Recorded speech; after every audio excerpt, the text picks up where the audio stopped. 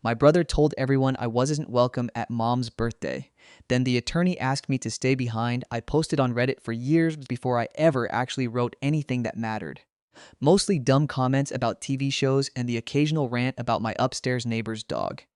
So when I sat down at the kitchen table the morning after my brother told 60 people I wasn't welcome at my own mother's birthday, I kept thinking that nobody would believe me if I wrote it up. It sounds like one of those stories where you smuggle in some tidy moral at the end and everybody goes home feeling good. There is no tidy moral. There is just my mom signing papers in her bedroom while my brother yelled at me in the driveway, and I stood there in my good coat with mascara from the day before, still smudged under my eyes. I'm Lauren, I'm 34. I work from home as a medical coding auditor for a hospital system based out of Indianapolis. Most days I sit in a little converted sunroom in a duplex I rent in Louisville, Kentucky, and I argue with insurance companies over whether a particular procedure code was billed correctly. My boyfriend Marcus works nights at a packaging plant in Shepherdsville and sleeps on the couch most of the day. So the apartment building sounds like a giant snoring convention if you walk through the front door at the wrong time. That is the texture of my life. Quiet. Out of the way. My brother Jason is 38. He is the kind of older brother who figured out early that the easiest way to keep the peace in a family is just to be the loudest person in the room. Our dad used to call him a force of nature. Dad died almost 3 years ago now in February on a Tuesday in a hospital room in Carmel, Indiana, while mom held his hand and Jason stood at the foot of the bed dictating something into his phone about estate paperwork. That was the first time I noticed that Jason had started treating my parents like a project he was managing instead of people he was grieving. Mom is Linda. She turned 70 this past June. She lives alone in the house my parents bought in 1996, a two-story brick colonial on a cul-de-sac off Hazeldale Parkway, the kind of house where the neighbors know your name, and a man named Roger has been mowing the lawn since George W. Bush was still governor of Florida. She has macular degeneration in one eye and a hip that bugs her when it rains, and she calls me on Sundays to talk about the grandkids and the book club and whether I am eating enough vegetables. She is gentle. She is also sharper than most people think, and I am going to come back to that because it's important. Jason moved about 15 minutes away from mom in 2021 into a 4-bedroom house that his wife Tiffany picked out. Tiffany is a scheduler for an orthopedic surgeon in Fishers, and she has opinions about everything from paint colors to what kind of funeral flowers are appropriate. Their 2 kids are in elementary school at the same district I went to when I was their age. Jason works for a commercial real estate firm downtown, the kind of job where he wears a tie sometimes and tells people he's in investment sales. He is very good at sounding like he knows what he is talking about in any room where nobody else knows what they are talking about either. After dad died, Jason did something that I thought was nice for about a year and then slowly started to understand was something else. He took over. He drove mom to her appointments. He went to the bank with her. He was the one who called the HVAC guy when the furnace made a noise. He coordinated the meals from the church when mom had her hip replaced last summer. He became the central node of her life. And because Tiffany's parents live in Arizona and my dad had no siblings left, there wasn't really anybody else around here pushing back on it. I live 3 hours away. I work full time. I drive up when I can, which was usually once a month, sometimes twice. I called mom every Sunday, sometimes more. I sent her cards. I Venmo'd her money for groceries, even though she didn't need it. And she always sent it back with a note that said something like, "Go buy yourself something fun, sweetie." I thought I was doing the right amount. I thought I was the good daughter who lived a little too far away and felt a little guilty about it, but was otherwise holding up her end. What I did not know, because nobody told me, was that Jason had been talking, quietly, carefully, to every cousin, aunt, uncle, and family friend who would listen, about how I had become unreliable, about how I had pulled away after dad died, about how mom sometimes cried after our phone calls because I never came around. I did not know that Tiffany had, on 2 separate occasions that I learned about later, told people at church that I had issues with my mom's new lifestyle and didn't really want to be part of things here anymore. I did not know that when people in the family WhatsApp group sent mom birthday flowers in May, Jason replied to each arrangement with some version of thanks. Mom's doing okay. Lauren's been busy again, lol. I found all of this out at the party. I found it out the way you find out anything in a family that has been lying to each other politely for years, which is that one person finally says the wrong thing to the wrong person at the wrong time. Mom's 70th birthday was supposed to be a backyard thing. Just family and a few of her closest friends, barbecue from a place she liked off of 116th, a sheet cake from the Kroger bakery because she is famously not a cake person. Jason had pushed for something bigger in the weeks leading up to it. He told Mom that she deserved a real party, that 70 was a milestone, that he had already talked to the rec center about renting a room. Mom kept saying she'd rather just do it at home. Jason kept saying, no, let's do it right. What we ended up with was a Saturday afternoon in mid-June at the Carmel Community Center. Big, multi-purpose room, fold-out tables with green tablecloths, paper lanterns Tiffany bought on Amazon, a photo booth corner with props, a slideshow Jason put together of pictures going back to 1981. About 60 people RSVP'd. I RSVP'd. I said I'd be there with Marcus if he could swap a shift. I was genuinely looking forward to it. Then, about a week before the party, the family group chat got weird. It started on a Wednesday. Tiffany posted in the family chat that they had moved the venue to the bigger room at the rec center because RSVPs were higher than expected. A day later, Jason added me to a new subthread and said, very casually, that maybe I should think about whether I wanted to make Mom the focus this year and whether, since I had been stretched so thin with work, maybe it would be easier for me to just send a card and a gift. I asked what he meant by that. He sent back a thumbs up emoji. I called Mom. She told me she couldn't wait to see me and to please bring the poppy seed salad I always bring to things. So I ordered a plane ticket for Marcus, found a pet sitter for our cat, and assumed we were going. Then on the Friday before the party, a cousin named Becca, who is closer to Jason's side of the family but has always been kind to me, texted me a screenshot in private. The screenshot was from a thread Jason had started a few days earlier in a group I wasn't in with about 12 people, mostly aunts and a couple of Mom's longtime friends from her book club and from the church. Jason had written, in a tone I now recognize as the tone he uses when he is managing a story, that he had some concerns about whether the party environment was going to be healthy for Mom right now, that things in our family were complicated, and that he and the immediate family had decided it would be best for Lauren to stay home this time so Mom could relax and not have to deal with any emotional volatility. Several people in the screenshot had responded with hearts and prayers hands emojis. One aunt had written, I love you both, Jay. You're being such a good son. Another had written, yes, we just want Mom to have a peaceful day. I sat in my sunroom in Louisville reading those screenshots on my phone at 11:30 on a Friday night. I read them 3 times. Marcus woke up on the couch under his blanket and asked me from across the room if I was okay. I said, my brother has uninvited me to my mother's birthday party. He blinked at me. He said, what do you mean uninvited? I explained. He said, okay, so we're not going. I said, we are absolutely going. I called Mom. I told her what was in the screenshot. There was a long pause. Then she said, in that soft voice she uses when she is being very careful, honey, I didn't know he did that. I would never have agreed to that. Where did he say that he did that? I told her. She said, hold on a minute.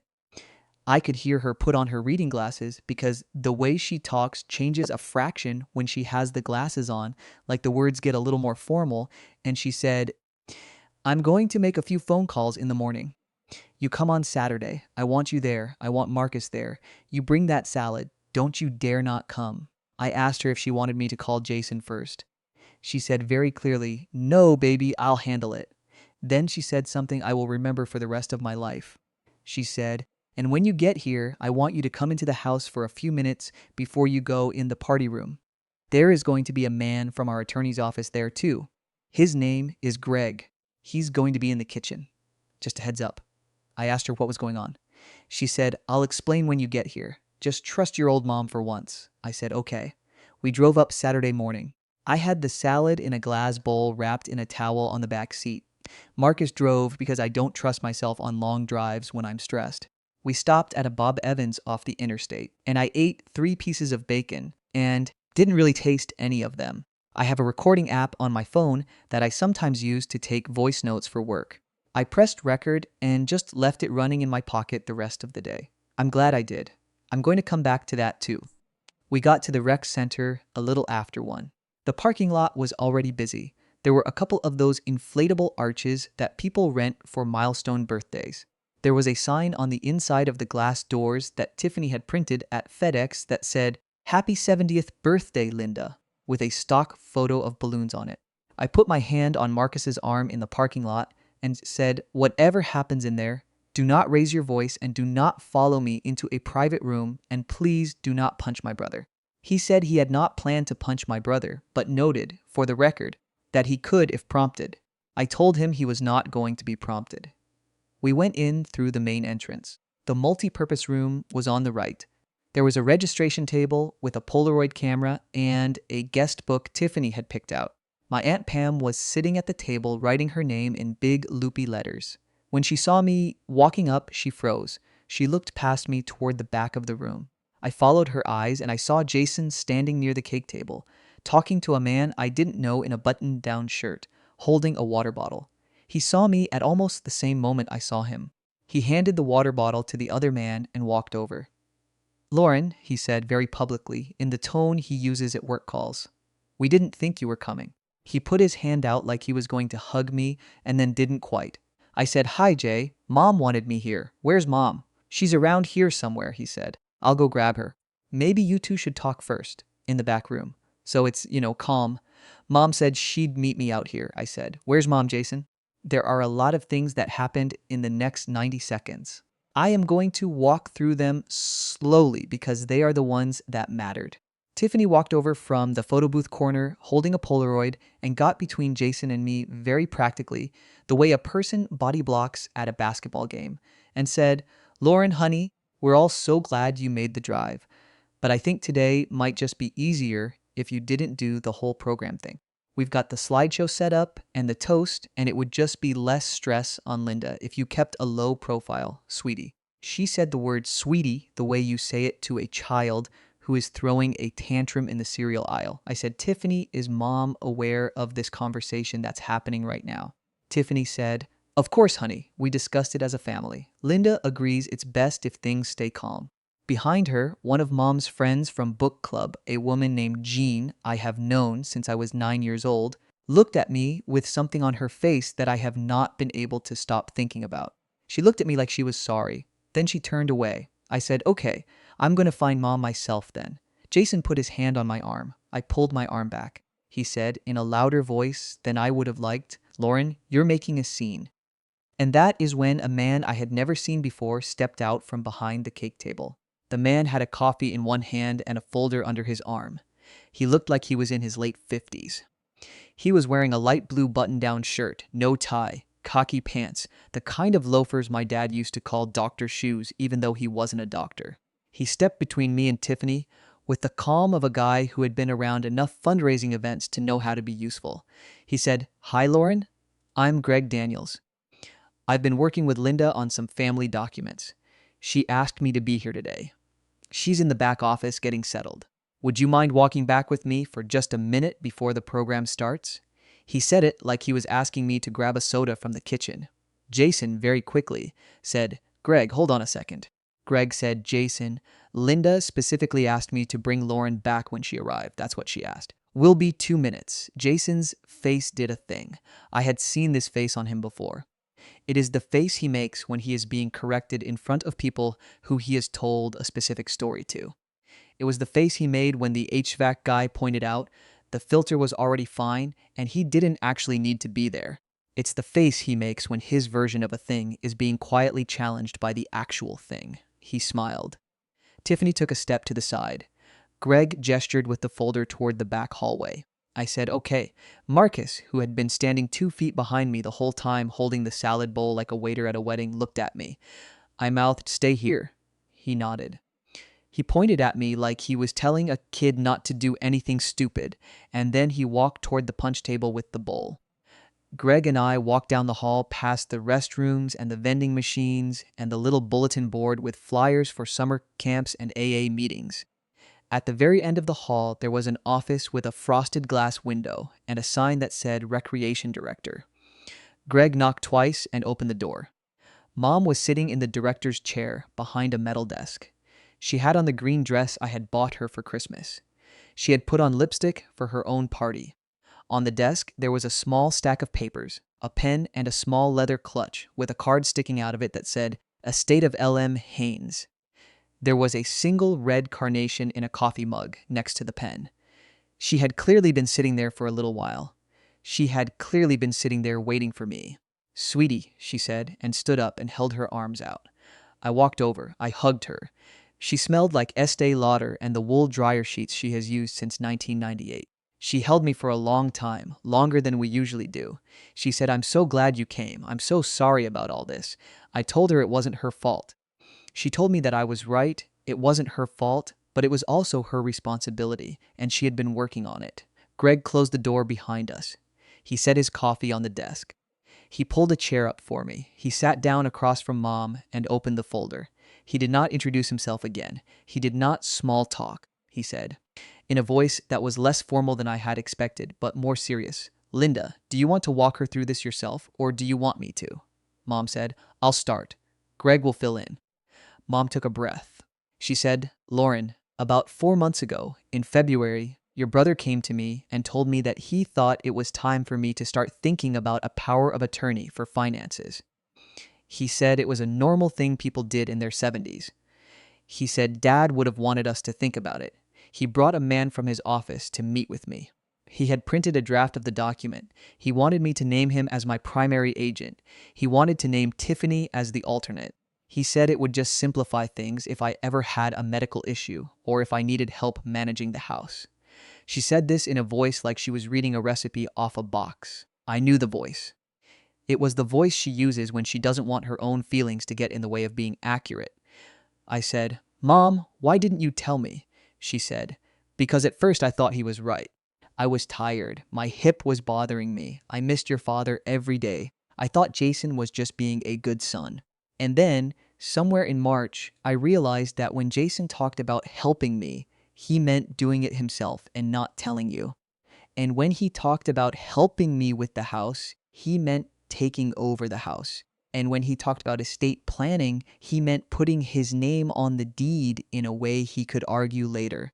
So I went and got my own lawyer." She pointed at Greg. Greg said, "I'm with a firm downtown called Palmer and Wright. I've been practicing estate law in Indiana for 31 years. Linda called our office in late March. She came in alone. She had already taken 2 steps your brother didn't know she'd taken. Mom looked at me and said I moved the house into a revocable trust. Jason doesn't know yet. I added your name to my medical power of attorney as the primary. He is no longer listed at all, not as primary and not as alternate. I named you as the successor trustee of the trust, which means that if anything happens to me, the house, the accounts, the brokerage account at Edward Jones, all of it gets managed by you and not by him. And I rewrote my will." She paused. She said, "I am leaving you and Jason equal shares of everything, the way it always was, but I have specifically excluded him as executor. I named Greg's firm as the executor, and I want you to know all of this because I want it in writing, and I want it to be witnessed by a third party who isn't in the family." I sat in that metal folding chair, and I think I stopped breathing for a while. I said, "Why are you telling me this here? Why today?" Mom said, "Because he told 60 people he wasn't inviting you. Because I want you to know that I did not agree to that. Because I'm signing a new codicil today that updates one of the schedules in the trust listing personal property, including my mother's china and the dining table and the rocking chair from your great-grandmother. And the changes I am making are things that I want you specifically to know are coming from me. I'm not doing it in a few months when he's not looking. I'm doing it today because today he decided to make a fool of himself in front of the people who love me. And if I did what he did to you on a Tuesday and my mother never knew, I couldn't live with that after your father has already gone." Greg said, "This codicil is straightforward. It amends Schedule B of Linda's Revocable Living Trust to reallocate specific items of sentimental personal property. The rest of the trust is unchanged. Linda would like you to remain in this room and witness the signature, along with me as notary. Jason will not be required to sign anything because he is not a party to this amendment."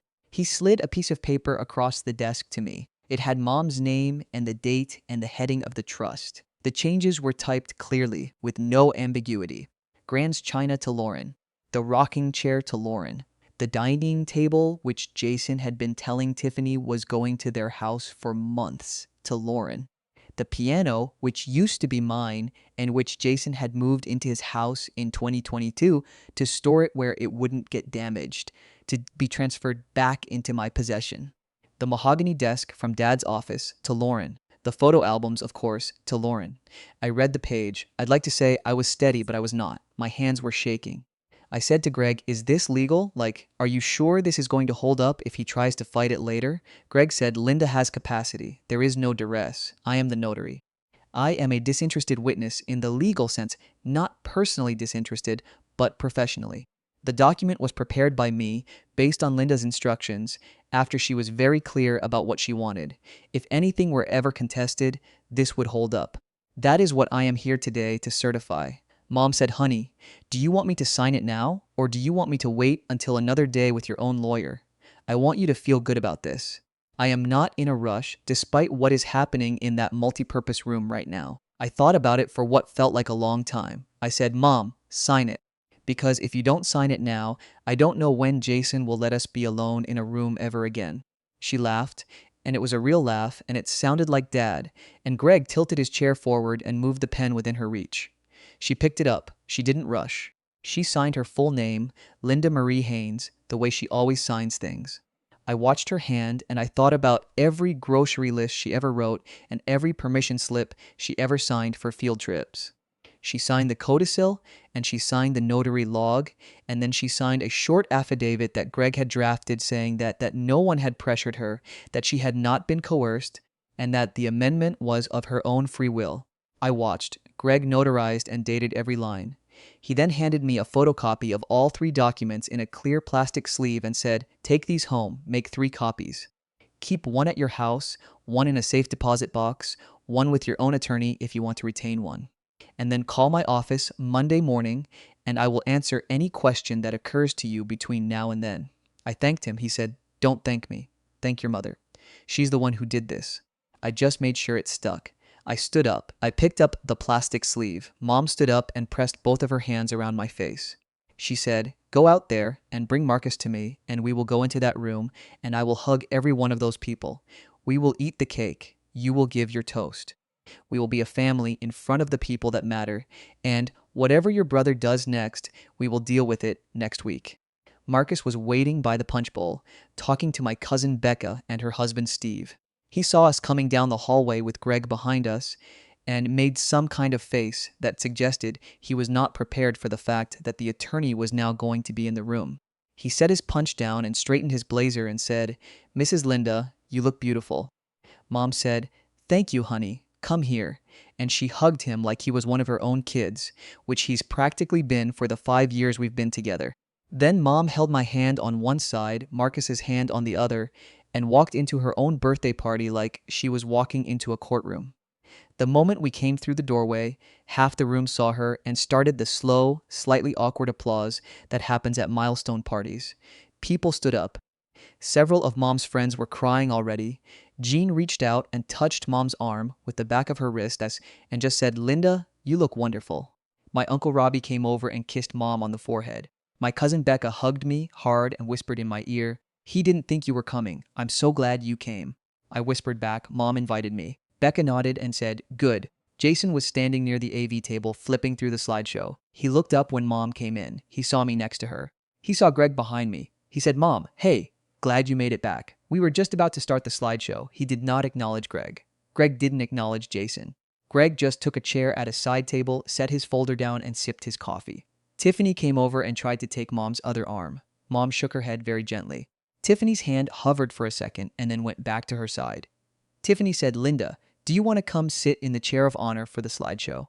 Mom said, "I want Lauren on my left at the family table and Marcus on my right and Jason across from us." That's how we sat at Thanksgiving when Lauren came home from her first semester of college. That's how we're sitting today. "Honey, would you grab that chair and bring it over?" I did. Tiffany looked at Jason. Jason looked at the slideshow projector.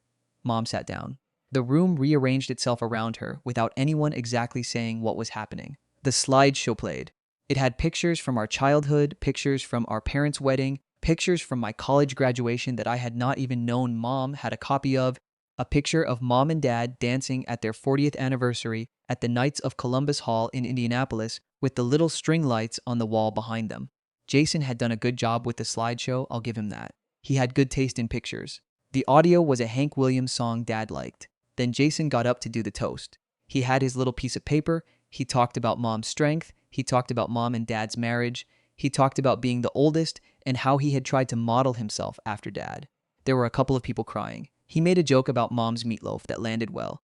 Then he raised his glass and said, "To Mom, and to family, and to being here for each other even when it's hard." I stood up after him. I did not have a piece of paper.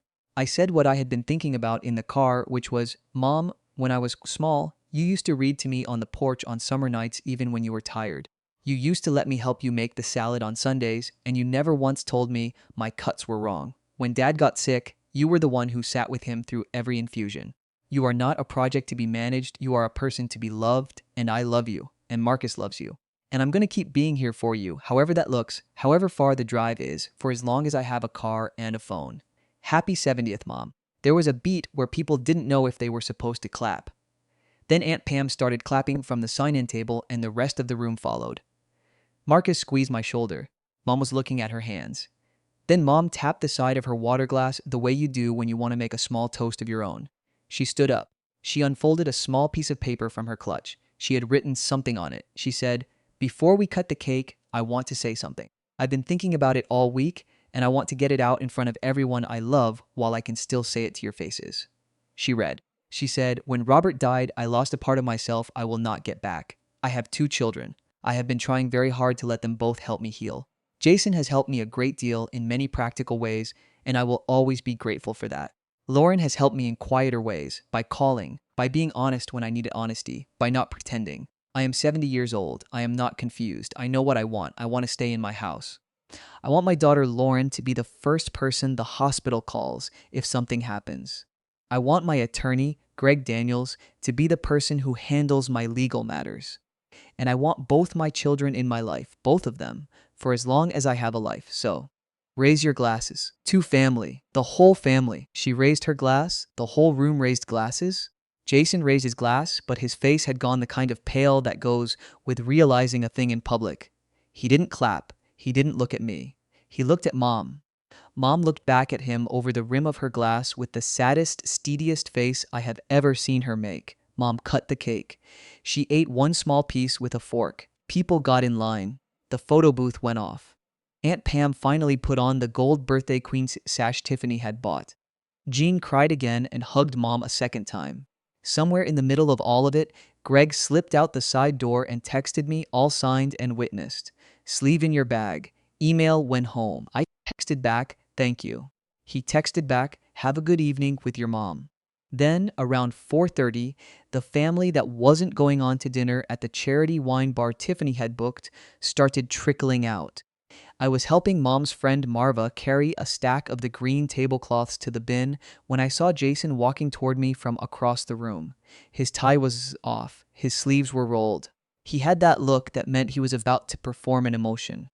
"Lauren," he said, "I need to talk to you." Outside. I set the tablecloths down. I told Marva I'd be back in a minute. I stepped into the hallway. Jason was standing there with Tiffany behind him. Jason said, "What the hell was that back there? What did Mom say to you in that office?" I said, "Jason, that is between me and Mom. If Mom wants to share it with you, she will." He said, "Why is Greg Daniels at my mother's party? Why did Mom introduce him?" She didn't tell me she had a lawyer. I have the original estate paperwork. The estate paperwork is already done. I said, "Jay, I think you need to talk to Mom about that directly." He said very quietly now, in the voice he uses when he thinks the people in the other room can't hear, "Look, I have been protecting Mom for 3 years. I have been sacrificing for this family. I gave up a promotion to stay in Indy. I moved back. I have done the work. And you show up today, after not being here, after 2 months of barely calling, with your boyfriend and a bowl of salad, and you hijack her birthday with some attorney nobody's ever heard of. You think that's fair?" I said. "I don't think it's my job to decide what's fair between you and Mom. I think Mom is a grown woman who can decide for herself what she wants." Tiffany said, "Baby, this is so unnecessary. We're all just trying to celebrate. Why do you have to make this about some bigger thing?" I said, "Tiffany, I'm not making this about anything." I'm standing in a hallway. Jason stepped closer. He said, "If you and your lawyer had done something today that changed mom's legal documents without me, you're going to regret it. I will not have my mother's affairs taken out of my hands by someone who doesn't even live in this state." I took a breath. I very calmly said, "Mom signed a codicil today. Greg witnessed it. I witnessed it. You can talk to Greg about it, or you can talk to Mom about it, but you cannot talk to me about it. If you have a legal concern, you'll need to retain counsel. I am not your attorney, and I'm not your mediator." Jason's face changed. He had that moment where he realized that for the first time in his adult life, his little sister was not going to scream back at him and was not going to back down and was not going to cry. He was not used to that. He was used to me, particularly after Dad died, being the person who folds. He didn't know what to do. He looked at Tiffany. Tiffany said, "Jason, let's go." He said, "This isn't over." I said, "Okay." They walked out. I stood in the hallway for a second, and I sat down on the bench by the vending machine.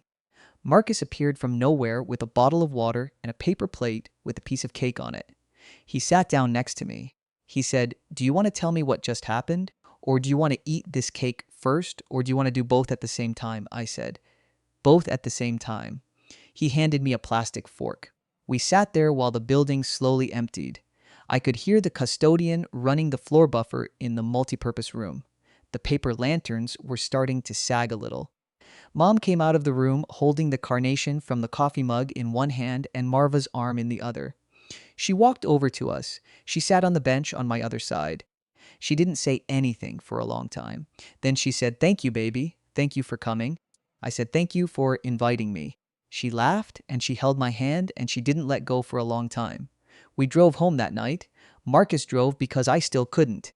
I called my best friend from college, Beth, who lives in Chicago and works in pediatric oncology. I told her everything, including the part about Greg. Beth said, "When I have a patient family in crisis, I always ask them, who is the person in this family who knew the right thing to do before everyone else did?" I said, "Mom?" Beth said, "Yes, your mom." Then she said, "Now you just have to be the person who follows through on it." I made copies on Monday morning. I went to the UPS store on Hurstbourne Parkway in Louisville. I made 4 sets of copies, on heavier paper than the originals. I put one set in a fireproof document box under our bed. I drove to a PNC branch a few miles from our duplex and rented a safe deposit box for $75 a year, and I put the second set in there with the originals. I emailed a third set to Greg's paralegal, Kara, with one line, "My own copies, as you suggested." I put the fourth set in a folder in my desk at home and told Marcus where it was. Then I called Greg. He answered on the second ring. He said, "I was hoping you'd call today." He said, "Now the important question." I said, "What's that?" He said, "How are you doing?" I told him the truth, which is that I didn't fully know yet. That was about 6 weeks ago. Since then, a few things happened. Jason has not called me. Mom has called me every Sunday, and she has also called me on Tuesdays, which is new. I drove up last weekend with Marcus, and we painted the dining room in Mom's house a color she'd liked at a house tour in Old North Side. Mom held the drop cloth while I cut the edges. Marcus painted the ceiling. We ordered pizza from the place on Main Street that she's liked since 2002. She told me, while we were waiting for the pizza, that Jason had come by the previous Tuesday and that he had been very polite and very short. He had asked her point blank if she had changed the trust. She told him yes. He asked her why. She said, "Because Dad left that house to both of us, and I want both of us to take care of it, and the way you were taking care of it didn't feel like taking care of it." He had asked her why she hadn't told him she had a lawyer. She said, "Because you brought a lawyer to my kitchen in February, and I didn't want that to be how my legal decisions got made." He had cried, Mom said, which surprised me a little because I had not in 3 years seen my brother cry about anything that wasn't about himself. He said he was sorry. Mom said she believed that he was sorry in the way he meant, which was that he was sorry he had gotten caught. She told him that she still loved him. She told him that he was still her son. She told him that his half of the trust was still exactly the same. She told him that he could come to her birthday dinner next year and the year after that as long as he came as her son and not as her case manager. He left. Mom said he did not look back. She said, "I think he's going to be angry for a while, honey. He's going to be quiet and then he's going to be angry. And then I think he's going to figure out what he actually wants to be because he hasn't figured that out yet." I told her that I loved her. I told her that I wished I had not been 3 hours away. I told her that I would come more.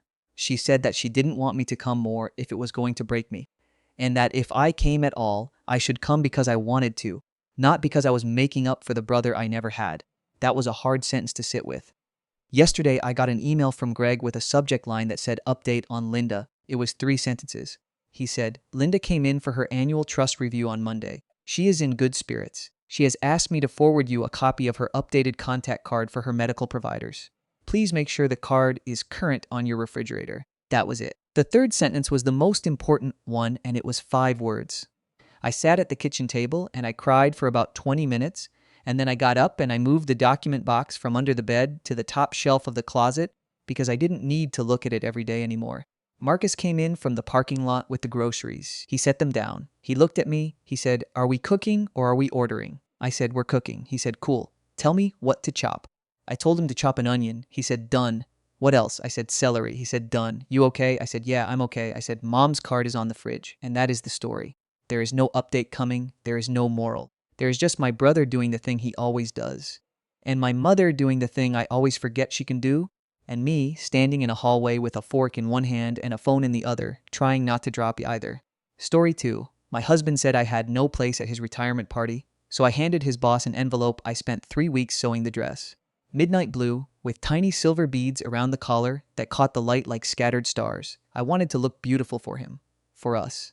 32 years of marriage, and this was supposed to be our victory lap. His retirement from Sterling and Associates after 20 years of climbing that corporate ladder. I saw the invitation on the kitchen counter, cream-colored cardstock, embossed gold lettering. I picked it up, smiling, and then I saw the RSVP line. Mr. Richard Hartley and guest, not Mr. and Mrs. Just him and a +1. Like I was a stranger he had to accommodate. When I asked him about it that night, he didn't look up from his laptop. Oh, that's just HR's template. You know how they are. Everyone gets the same generic card, but I saw his jaw tighten. I'd been watching that jaw for over 3 decades. I knew what it meant, Richard. I kept my voice soft. Is there something you want to tell me? He closed the laptop. He didn't meet my eyes. The retirement dinner it's kind of a power thing, Linda. Partners, senior management, that crowd. You know how corporate events are? Everyone just talks shop anyway. You'd be bored. I wouldn't be bored. I want to celebrate you, I know. But it's just easier if I go alone. You can have a nice night in, put your feet up. My hands were shaking. I pressed them flat against the counter. Is there someone else? He laughed. Too loud. Too fast. Jesus, Linda. You watch too many soap operas. No, there's no one else. I need this one night where I'm not being introduced as Richard and his wife. You understand, don't you? I understood. After 32 years of supporting him through layoffs and promotions and the late nights and the missed birthdays, I understood exactly what he meant. I was the help. I was the ornament. I was never the partner. Fine, I heard myself say. You go enjoy your party. He smiled like I'd just given him a gift. 4 days later, I was cleaning out the storage closet when I found the boxes. Blue filing boxes marked Richard's personal. I wasn't snooping. I was looking for the Christmas decorations. But the lid wasn't closed all the way. Inside, I found contracts, partnership agreements, stock transfer documents, and one file folder with my name on it. Inside that folder, a list of financial accounts I didn't know about, an offshore savings account with over $200,000, a life insurance policy I'd never signed, and a letter, drafted and never sent, addressed to his lawyer. It began, upon my retirement, I wish to initiate the separation of assets. My wife, Linda, will be provided with a lump sum of $30,000 for relocation purposes. This is the extent of her entitlement. I sat on the floor of the closet, cold, numb, and then I felt something else. Something I hadn't felt in years, clarity. I didn't cry, I didn't scream. I got up, closed the box, and went to my computer. I pulled up every file, every contract, every receipt. I started making copies. On the night of his retirement party, he kissed my forehead on the way out the door. Don't wait up, he said. Oh, I won't, I said. I waited 45 minutes. Then I put on the midnight blue dress. I pinned my hair up. I put on the pearl earrings my mother gave me on my wedding day. Then I grabbed the envelope I'd been carrying in my purse for the last 3 days. Inside, the missing page from the partnership agreement that didn't make it into his filing cabinet. The one he thought he'd shredded. The one that proved he'd been embezzling from company accounts for the past 4 years to fund that offshore account. I walked into the Sterling and Associates gala like I owned the building. I didn't even look at Richard when I passed him at the bar. I walked straight to his boss, Daniel Sterling. Mr. Sterling, I said, handing him the envelope. I believe this belongs with the rest of Richard's personnel file. The room went quiet enough to hear a glass drop. I didn't stay to see his face. But I heard Richard calling my name as I walked toward the exit. I heard the confusion, then the anger, then the panic. My heels clicked steady on the marble floor. I didn't look back. Update 1. I didn't go home. I couldn't. The house felt like his territory, and I wasn't ready to step back into that cage. Instead, I drove to the 24-hour diner on the edge of town, the one we used to go to when we were first dating and couldn't afford anything better. I ordered coffee I didn't drink and sat in a booth by the window, watching my phone light up again and again. Richard called 17 times. Then the text started. "What the hell did you do? Linda, call me now. You've ruined everything. Do you understand what you've done?" I turned the phone face down and watched the rain streak across the glass. My hands were still shaking, but it wasn't fear anymore. It was something sharper, colder. At 2:13 a.m., a text came from an unknown number. It just said, "You're brave. Call me tomorrow." Elizabeth Sterling, Richard's boss's wife, the woman who'd always been polite to me at charity galas, who'd once whispered, "I see you at a fundraiser," after Richard had spent the whole night talking over me. I saved the number and didn't sleep. The next morning, I went back to the house to pack. I knew Richard would be there. He was waiting in the kitchen, still in his tuxedo from the night before, his bow tie undone, his face gray and ruined. He looked older than I'd ever seen him, broken, in a way that almost made me feel sorry for him. Almost. "You're destroying us," he said. His voice was hoarse. "Do you even understand what you handed over?" Daniel called me into his office at midnight. "They're freezing everything, investigating everything. Linda, that's my retirement. Our retirement." "No," I said, pulling a suitcase from the closet. "It was never ours. It was yours. You made that very clear." He grabbed my wrist, not hard, but it was the first time he'd ever put his hands on me in anger. "Listen to me. Whatever you think you found. I found the missing page, Richard. The one that shows you signed off on unauthorized transfers to an account that doesn't exist in the company ledger. 4 years of it. Over $200,000. I pulled my wrist free. Did you think I wouldn't notice? Did you think I was too stupid to read a contract?" His face went pale. Not the performative pale of guilt. This was something else. Something real. "You don't understand," he said, dropping into a chair. I did, but it wasn't what you think. Linda, you have to believe me." "Believe you?" I laughed. "I've believed you for 32 years. I'm done." I zipped the suitcase and walked to the door. He didn't stop me. But he said one thing as I reached for the handle. "Elizabeth Sterling called me this morning." I froze. "She knows you have documents.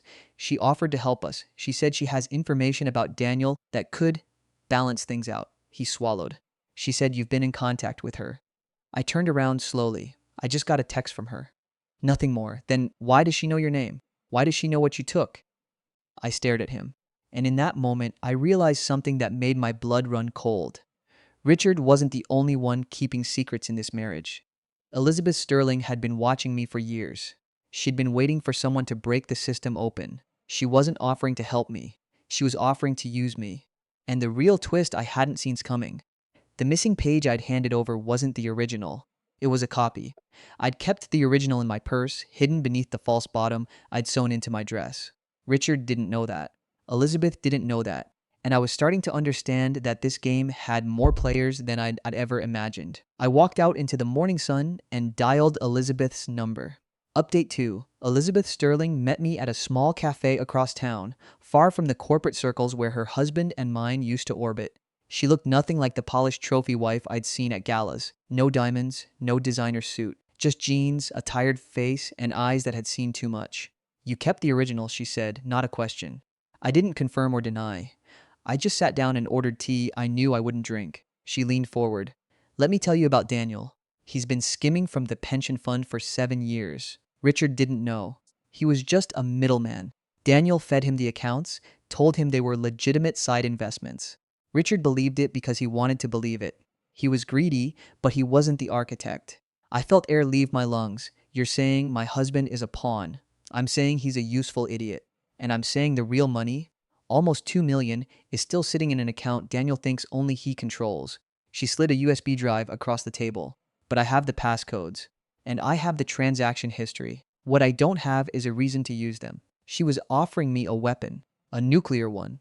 And that's when Richard walked in. He must have followed me. His face was wild, his shirt untucked, his eyes darting between Elizabeth and me like a cornered animal. "You told her," he said, breathless. "You told her everything." I stayed calm. "I told her nothing." "She told me everything." He froze. Elizabeth stood up, unfazed. "Richard, sit down. You look pathetic." He didn't sit. He slammed his hands on the table. "Daniel called me this morning. He knows about the offshore account. He's threatening to pin everything on me unless I give him the missing page. I felt a cold smile tug at my lips. Then it's a good thing I have the original. His eyes went wide. Linda, please. You don't understand what he'll do. He'll destroy us. He'll take the house, the savings, everything. What savings? I asked quietly. The $30,000 you plan to leave me with? The accounts I didn't know existed? You already destroyed us, Richard. I'm just cleaning up the mess. Elizabeth watched us both with calculating eyes. Then she said something that changed everything. Daniel isn't the only one who's been stealing, she said. Richard, why don't you tell Linda about the second account? The one you opened in her name. My heart stopped. Richard's face went ashen. Elizabeth, don't. The one with the life insurance payout, she continued, ignoring him. The policy you took out on Linda 3 years ago. The one that pays double if she dies in an accident. The room spun. I gripped the edge of the table. You took out a policy on my life? Richard's mouth opened and closed. No words came out. Just silence. And then a twist I never saw coming. Elizabeth pulled out her phone and played a recording. Daniel's voice, cold and clear. If Linda causes trouble, we have options. That policy is still active. Richard, you know what to do. I looked at my husband, the man I'd loved for 32 years, and I saw a stranger. You were going to let him kill me. Richard broke. He dropped to his knees right there in the cafe, tears streaming. I never agreed to it. I didn't say no, but I never, Linda, please. I stood up. I took the USB drive from Elizabeth. I put the original page in my purse beside it, and I walked out. The next day, I sent everything, the original contract, the recordings, the bank records, and the passport scans Elizabeth gave me to the state attorney general's office. Richard and Daniel were arrested within 48 hours, and I sat alone in my new apartment with one thought burning in my mind. I hadn't won yet, because the policy was still active. And someone had just tried to break into my apartment last night. Final update. I didn't sleep that night. I sat in the dark with a kitchen knife on the coffee table and my phone in my hand, watching the door. The lock was cheap. The landlord had promised to replace it. I should have pushed harder. At 3:47 a.m., I heard the knob turn. Not a jiggle, a slow, deliberate turn. Someone had a key. I didn't scream. I didn't freeze. I'd been rehearsing this moment in my head for 3 days. I grabbed the knife and slid into the hallway closet, leaving the door cracked an inch. My heart was a war drum in my chest. The door opened. A figure stepped inside, short, heavy, moving with purpose. Not Richard, not Daniel, someone else. A man in a dark jacket, wearing gloves. He went straight to my bedroom. I slipped out of the closet, silent as smoke, and dialed 911. I didn't speak. I just let the operator hear the footsteps. Then I backed toward the fire escape and waited. 5 minutes later, sirens. The man burst out of the bedroom with a file folder in his hands. My folder, the one with copies of everything. And ran straight into 2 officers at the door. He dropped the folder. He dropped his phone. And when they cuffed him, he looked at me with something like respect. Elizabeth sent me, he said. She said you'd have the original. I stared at him.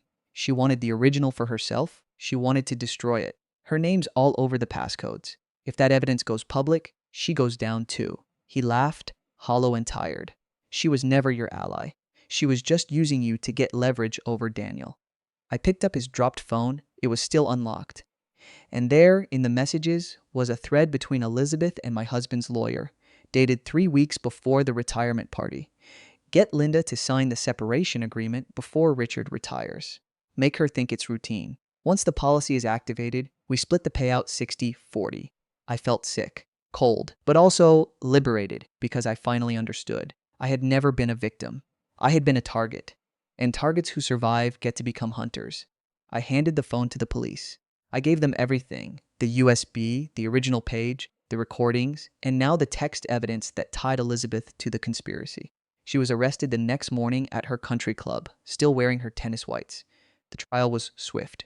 Richard got 7 years for fraud and conspiracy. Daniel got 12. Elizabeth got 5, with an additional charge for solicitation. And me? I walked into the courtroom on the final day of sentencing, wearing the midnight blue dress I'd sewn for Richard's party. I sat in the front row. I watched them all stare at the floor. Then I stood up, turned to the press gallery, and said 4 words that made the front page of every local paper. I'm finally free. The story went viral. A production company reached out. A book deal is in the works. I bought a small cottage by the lake, the one Richard always said was too far from civilization. I sit on the porch now, watching the water, knowing the policy was voided the moment Richard was convicted, knowing I'm safe, knowing I'm whole. I still have the dress. I wear it sometimes just to remind myself that I sewed those beads on with my own hands, that I built something beautiful out of patience and pain. Richard wrote me a letter from prison last week. It said he was sorry. It said he loved me. I didn't write back. Some doors close, some windows open, and some women, after 32 years, finally learned to walk out of the burning house and never look back. I'm not angry anymore. I'm not sad. I'm just here, whole, alive. And that's more than enough. Story 3. My daughter asked me to stay away from her wedding. Then her fiancé called me the night before I had already bought the dress when my daughter told me I was not invited to her wedding. It was hanging in the spare bedroom, a dark green wrap dress with sleeves that came down to my elbows and a neckline I had checked 3 times to make sure it was respectful. I had bought it in February, 6 months before the ceremony, because my daughter Claire had sent me a picture of the color palette and said she wanted the mothers to wear jewel tones. She had added a heart at the end of the message, and I had stared at that heart for a long time before replying that I would be honored. The dress still had the tags on it when she came to my house in June and sat across from me at the kitchen table. She did not take off her coat. That was the first sign something was wrong. Claire always took off her coat in my house, even in winter, because she said the kitchen was warmer than the rest of the place. She also usually stole one of the cinnamon rolls I kept in the freezer for her, but that afternoon she kept her hands folded in her lap. Her fiancé, Grant, was waiting in the car. I knew that because I saw his silver Volvo parked at the curb, and because Claire kept glancing toward the window as if she were afraid he might leave without her. Are you two in a hurry? I asked. Not exactly, she said. That was when I knew it would be bad. Claire had always been terrible at lying, but over the past year she had become very good at sounding like someone who had practiced a sentence in advance. She looked down at the table. Mom, I need to tell you something, and I need you to let me finish before you react. I remember thinking that no good conversation had ever begun with those words. I pushed the plate of cinnamon rolls toward her anyway. You can finish while you eat. She did not smile. The wedding is in August, she said. I know, and everything is getting complicated. Because of the venue? No. Because of Grant's parents? No. Because you changed the flowers again? That almost made her smile, but it vanished quickly. Mom, I am asking you not to come. The sentence landed in the kitchen with an almost physical weight. I heard the refrigerator turn on. I heard a car pass on the street. I heard the little clock over the sink click forward 1 second. I did not understand what she meant, even though the words were perfectly clear. Not come where? I asked. To the wedding. The words settled between us. I looked at her hands. Her engagement ring was new enough that she still turned it around her finger when she was nervous. You are asking me not to come to your wedding? Yes. Why? She swallowed. Because Grant and I think it would be better if you stayed away. I waited for the rest of the sentence, the part that would make it a misunderstanding. She had been under stress. Someone had told her I was sick. The ceremony had moved to a different state. Maybe she meant the rehearsal dinner. Nothing came. Claire, I am your mother. I know. I helped raise you. I know. I paid the deposit on the photographer. I will pay you back. That is not what I mean. I know what you mean. She said it too quickly, and I realized that she had been expecting me to say those exact things. I had raised Claire alone after her father, Michael, walked out when she was 8. He sent birthday cards for a while, then stopped sending those. I worked at a dental office during the week and did billing from home at night. I attended every school play, every parent conference, every softball game where Claire sat on the bench because the coach did not understand what position to put her in. I had taken out a second mortgage to keep her in college after her financial aid disappeared. I had driven through a snowstorm to pick her up when her roommate changed the locks. I had slept on the floor beside her hospital bed after she had her appendix removed because she was afraid to wake up alone. None of that meant she owed me an invitation. I knew that. Children were not contracts. Love was not a receipt that could be presented at the door. But I still could not understand why my daughter was asking me to miss the day she had once told me she dreamed about. What did I do? I asked. Nothing specific. That is not an answer. It is the answer I have. Did I say something to Grant? Not that you remember. I stared at her. What does that mean? She looked toward the window. Grant's Volvo was still at the curb, engine running. People feel uncomfortable around you, she said. What people? My friends. Some of Grant's family, the wedding party. Because I am uncomfortable? Because you make everything intense. I felt my face grow hot. I have asked you about the seating chart twice. This is exactly what I mean. Claire, I am trying to understand. You are going to make this about all the ways you have sacrificed for me. I have not mentioned a single sacrifice. You are about to. I looked at the cinnamon rolls between us. One of them had thawed at the edge and left a small wet mark on the plate. I'm not going to show up somewhere I am not wanted, I said. But I need to know why I am not wanted. I need you to respect my decision. I can respect a decision and still ask what caused it. She stood up. Please do not come, she said. Do not go to the venue. Do not call Grant's parents. Do not ask Aunt Denise to intervene. Do not contact my bridesmaids. Do not send a letter. I need one day without a scene. I had not threatened a scene. I had not even raised my voice. Is that what you think I would do? I think you would make it about yourself. She picked up her purse. Her eyes were shiny, but she did not cry. What should I tell people? I asked. You do not have to tell anyone anything.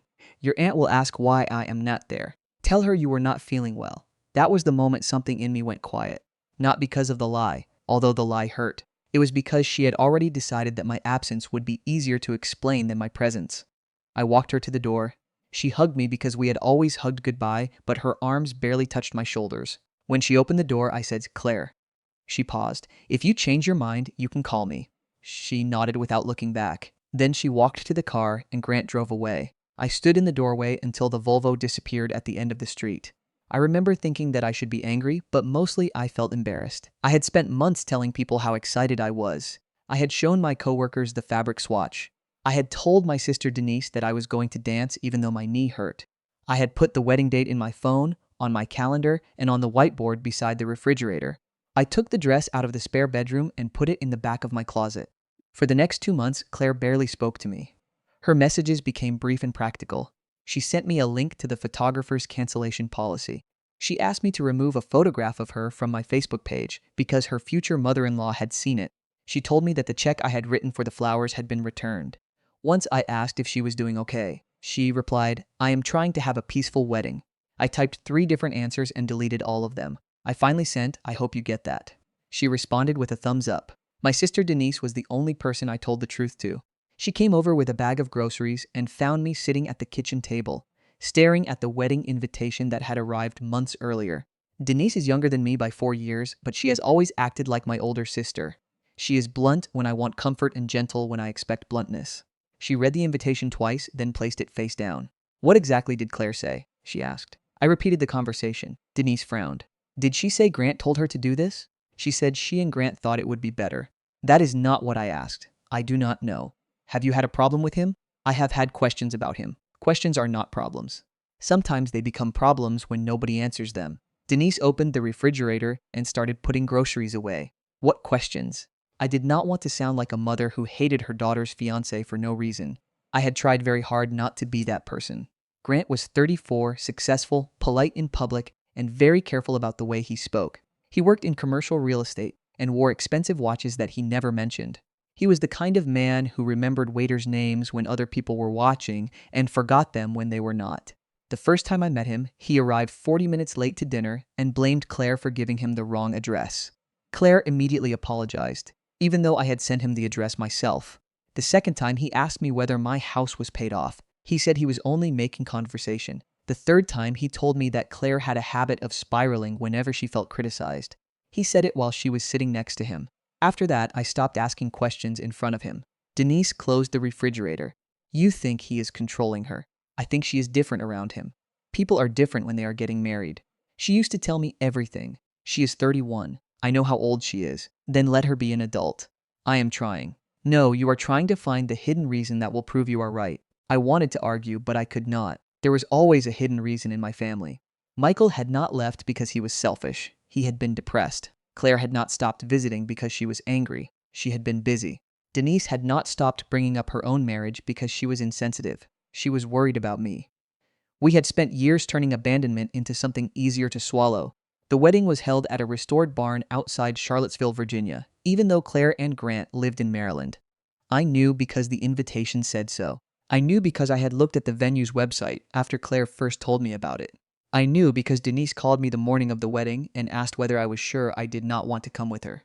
I am sure, I said. You could sit in the back. She asked me not to come. She asked you not to come because she is under Grant's influence. Maybe she simply does not want me there. Denise was quiet. It was Saturday morning. I was in an old robe, standing beside the coffee maker, listening to the rain tap against the windows. The ceremony was supposed to begin at 4.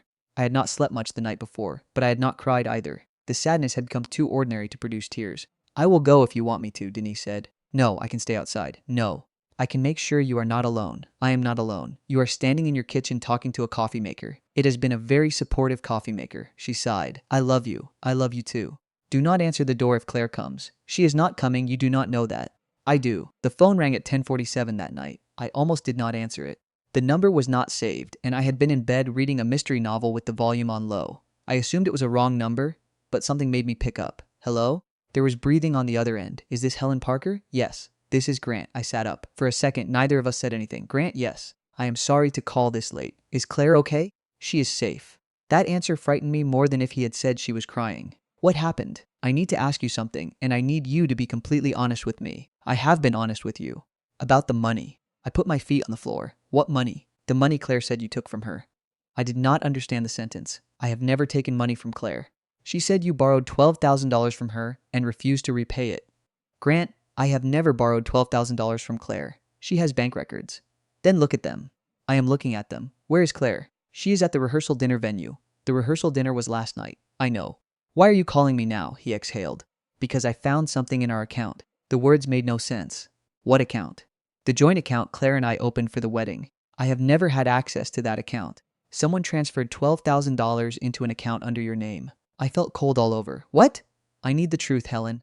Claire says she gave you the money because you were behind on your mortgage. My mortgage is current. Then why would she say that? I do not know. He went silent. I thought of the times Claire had asked me whether I was doing okay financially. I thought of a conversation 3 months earlier when she had told me she was worried I would be forced to sell the house. I had laughed and shown her the bank statement on my phone. I have never borrowed money from her, I said again. I believe you. The statement was so unexpected that I sat back down. Why? Because the transfer came from an account I did not know existed. An account belonging to Claire? An account linked to my company. I said nothing. He continued, I need you to tell me if you know a man named Travis Bell. The name meant nothing to me. No. He was listed as a vendor in the original contract. I have never heard of him. Claire said you recommended him. I gripped the phone. I recommended the photographer, Lauren McCabe. I sent Claire the name of a florist my coworker used. I have never heard of Travis Bell or Blue Lantern events. Did you ever receive a message from Claire asking you to sign anything? No. Did you ever sign a power of attorney? No. Did you give her a copy of your driver's license? I thought about it. She took a picture of it last year when we went to the bank to update my emergency contact information. Grant made a sound that was almost a curse. What? The transfer into the account under your name was made using a scanned copy of your license and a digital signature. I stopped breathing for a moment. Are you saying someone opened an account in my name? I am saying I do not know what happened. Where did the money go? Most of it went to Blue Lantern events. Some of it went to a credit card that Claire said belonged to you. I do not have that credit card. Then you need to freeze your credit tonight. I moved through the house in a daze, turning on lights. I found my wallet in the drawer beside the bed and checked my license. It was there. I checked my bank accounts. Nothing looked different. I checked my email and found no alerts except one from a credit monitoring service I had forgotten I subscribed to after Michael's identity theft years earlier. There was a notification from 6 weeks ago. A new account had been opened under my name. I had ignored it because the message looked like an advertisement. Grant, I said, there is an account. Can you see the bank? I read it to him. He breathed out slowly. That is where the transfer landed. I sat on the edge of my bed. How did you find this? Claire and I had a fight tonight. About what? She wanted me to sign a loan document before the ceremony. What loan document? A personal loan for $60,000. I could barely hear him over the ringing in my ears. She said it was to cover the final wedding expenses, he said. But the wedding is already paid for. I started looking at the records and I found the transfer to the account in your name. What did Claire say? She said you had asked her to move the money because you were afraid I would find out you had debt. That is a lie, I know. The answer was so immediate that I sat down harder. Why would she use my name? I do not know yet. Where is she now? She's in the bridal suite with her sister. Her sister is not coming to the wedding, I know. Emily is one of her bridesmaids. Claire did not have a sister. She had a cousin named Emily who had been raised with her after Claire's aunt died, but Claire called her sister. I had never objected. Does Emily know? I asked. I do not know. Does anyone know? That is why I called you. I could hear something in the background, maybe a door opening. Grant, you need to call the police. I know. Not tomorrow. Tonight. I am calling an attorney first. You do not need permission to call the police. I am not asking permission. His voice changed then. The careful politeness fell away, and he sounded exhausted. Do you understand why Claire did not want you at the wedding? He asked. No. She told me you would recognize the name Blue Lantern. I searched my memory. I do not. She said you knew Travis Bell. I do not. She said you would warn me about her. The room seemed to shrink around me. About what? Grant was quiet for a long time. About the money she took from your retirement account. I sat perfectly still. What money? She told me you had accused her of stealing from you. She has not stolen from my retirement account. I know. I opened the filing cabinet beside my bed. I kept my financial papers in labeled folders because my mother had taught me that any person who could not find an old tax return was inviting disaster. I pulled out the statements from the past year. The account balance was lower than I remembered. Not dramatically lower. Not enough to notice if I was paying property taxes and replacing the roof. But there were withdrawals I did not recognize. $3,000 in January, $5,000 in March, $4,000 in May. I stared at the numbers while Grant said my name. Are you there? Yes. How much? $12,000. I am sorry. Did Claire tell you she took it? She said she was repaying the money you had given her for the wedding. I closed my eyes. For years, I had believed I knew the difference between helping my daughter and being used by her. I had made myself available when she needed a place to stay, but I had not paid her credit card bills. I had helped with tuition, but I had refused to co-sign a car loan. When she and Grant got engaged, I offered to contribute $10,000, and Claire cried on the phone while thanking me. I had transferred the money directly to the venue because I did not want it to disappear into general expenses. The withdrawals from my retirement account had not been direct transfers to Claire. They had gone through an external payment service. I had assumed the account statements were displaying a shortened vendor name. I need you to send me those statements, Grant said. Why? Because they may connect to the wedding account. I do not know if I should send you my financial records. That is fair. Are you sure you are not part of this? The question came out before I could stop it. He did not get angry. No, he said, I am not sure of anything tonight, except that someone has been moving money and lying to both of us. That answer was the first thing he had said that sounded completely honest. I sent him photographs of the statements, but I covered my full account numbers. Then I called the bank. The fraud department was closed. I called the number on my credit monitoring alert and froze my credit. I called Denise, who arrived 20 minutes later in sweatpants and a winter coat over her pajamas. She took one look at my face and asked, "What did Claire do?"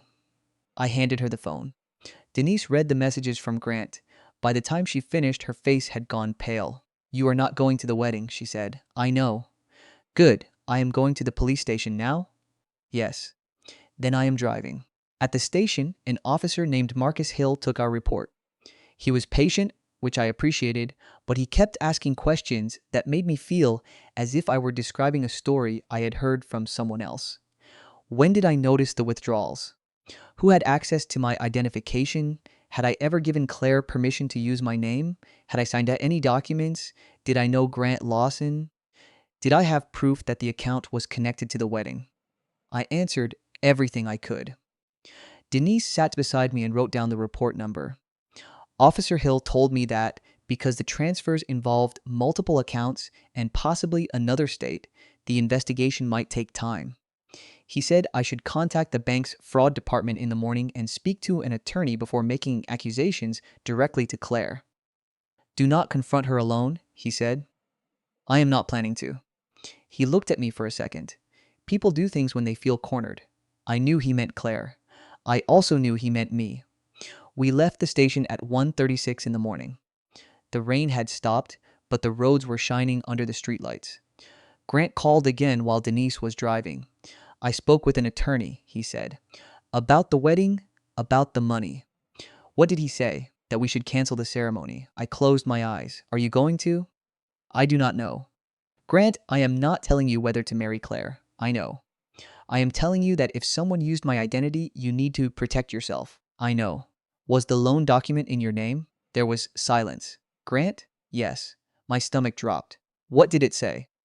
"It was a loan application for a home renovation company. The borrower section had your name, your address, and your social security number." "Did I sign it?" "No." "Did Claire?" "She said you signed electronically." "I did not. I know." He kept saying that, but I did not know whether he meant he believed me or whether he had found evidence. "Where did you get the document?" I asked. "It was emailed from Blue Lantern Events." I thought about the name. Blue Lantern. It sounded harmless, almost beautiful. That was probably the point. "Grant, what does Travis Bell have to do with Claire?" "I do not know." "Find out before you sign anything." "I will." He did not call again for 2 hours. At 3:48, Claire called me. I let it ring twice before answering. Mom? Her voice was small and familiar. It sounded like she was 8 years old and calling me from a dark bedroom after a bad dream. Where are you? I asked. At the venue. Is Grant there? No. Did he leave? He is getting coffee. I did not believe her, but I did not say so. Why did you use my name? She began to cry. I did not know what else to do. That is not an explanation. I was trying to fix everything. By opening an account in my name, I was going to pay it back. By taking $12,000 from my retirement account, I was going to pay that back too. By putting my name on a loan application, I did not put your name on it. Then who did? She said nothing. Claire, who is Travis Bell? I do not know. Grant says Blue Lantern sent the documents. I do not know what you are talking about. Then why are you crying? She took a shaky breath. Because you are making this worse. I almost laughed. It was not funny, but the sentence was so familiar. Whenever Claire did something hurtful, she focused on the consequences of being asked about it. She had done it at 16 when I found cigarettes in her backpack.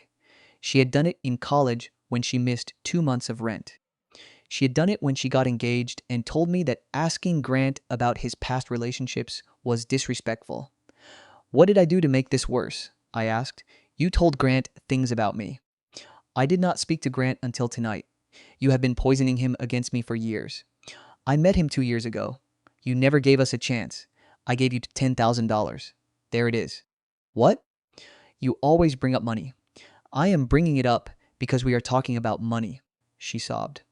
I hate that you make everything transactional. I wanted to tell her that she had just used my identity to obtain money, but I stopped. The sentence would have been true, but it would not have changed anything. Claire, I need you to answer one question, I said. Did you access my retirement account without my permission? She did not answer. Did you?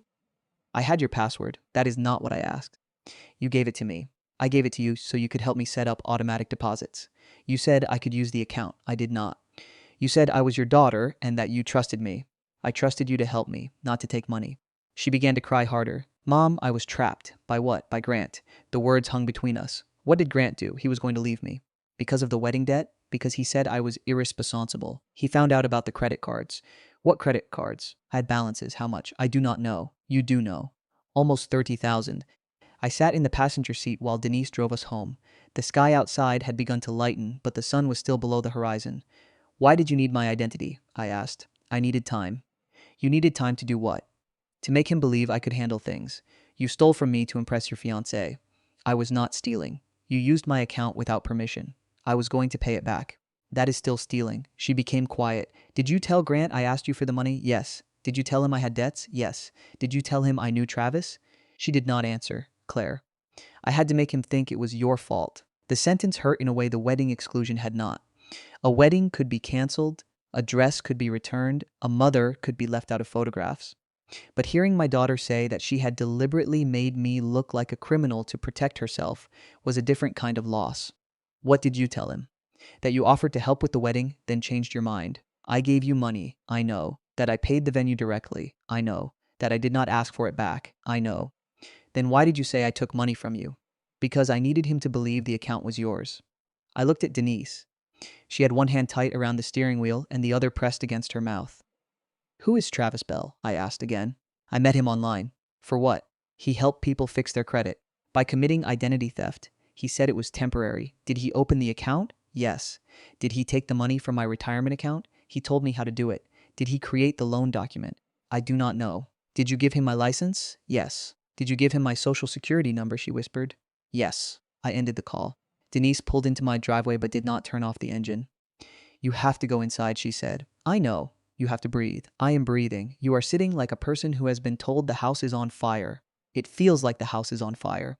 She reached over and took my hand. I am sorry, she said. I shook my head. She is still my daughter, I said. I know. That does not make what she did okay. I know. I do not want to hate her. You do not have to hate her to protect yourself. That was the sentence I carried into the bank a few hours later. The fraud specialist confirmed that the retirement withdrawals had been initiated using online access from a device located in Maryland. The new account under my name had been opened at a bank in Delaware. The credit card connected to the payments had an address that matched a mailbox store near Claire's apartment.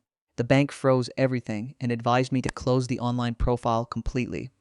The manager printed a stack of forms and told me to file an identity theft affidavit with the Federal Trade Commission. I did it from a small office while Denise waited outside. I had never imagined that reporting my daughter would involve checking boxes that said impersonation, unauthorized financial account, and fraudulent electronic signature. When I returned home, there were 14 missed calls from Claire and 3 from Grant. I called Grant first. "Where are you?" I asked. "At the venue."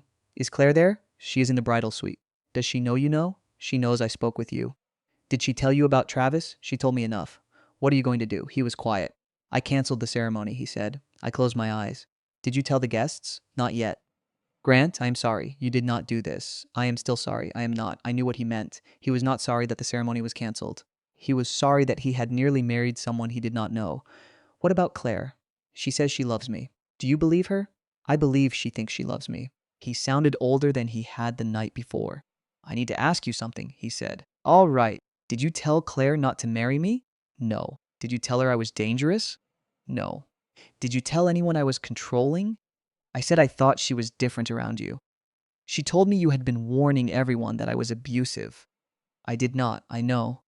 He repeated the phrase, and this time I understood why. He had spent months trusting Claire's version of conversations that had never happened. Now he was trying to separate what he knew from what he had been told. "Why did she say I was not invited?" I asked. "She said you would embarrass her. That is not enough." "She said you would tell me she had stolen from you." "I did not know she had stolen from me until last night." "I know." "Did she tell you I had a history of making scenes?" "Yes." "I have never made a scene at one of her events. She showed me a message where you supposedly threatened to call my parents. I never sent that message. I know that now. I remembered something." "Grant, can you forward me the message?" He did.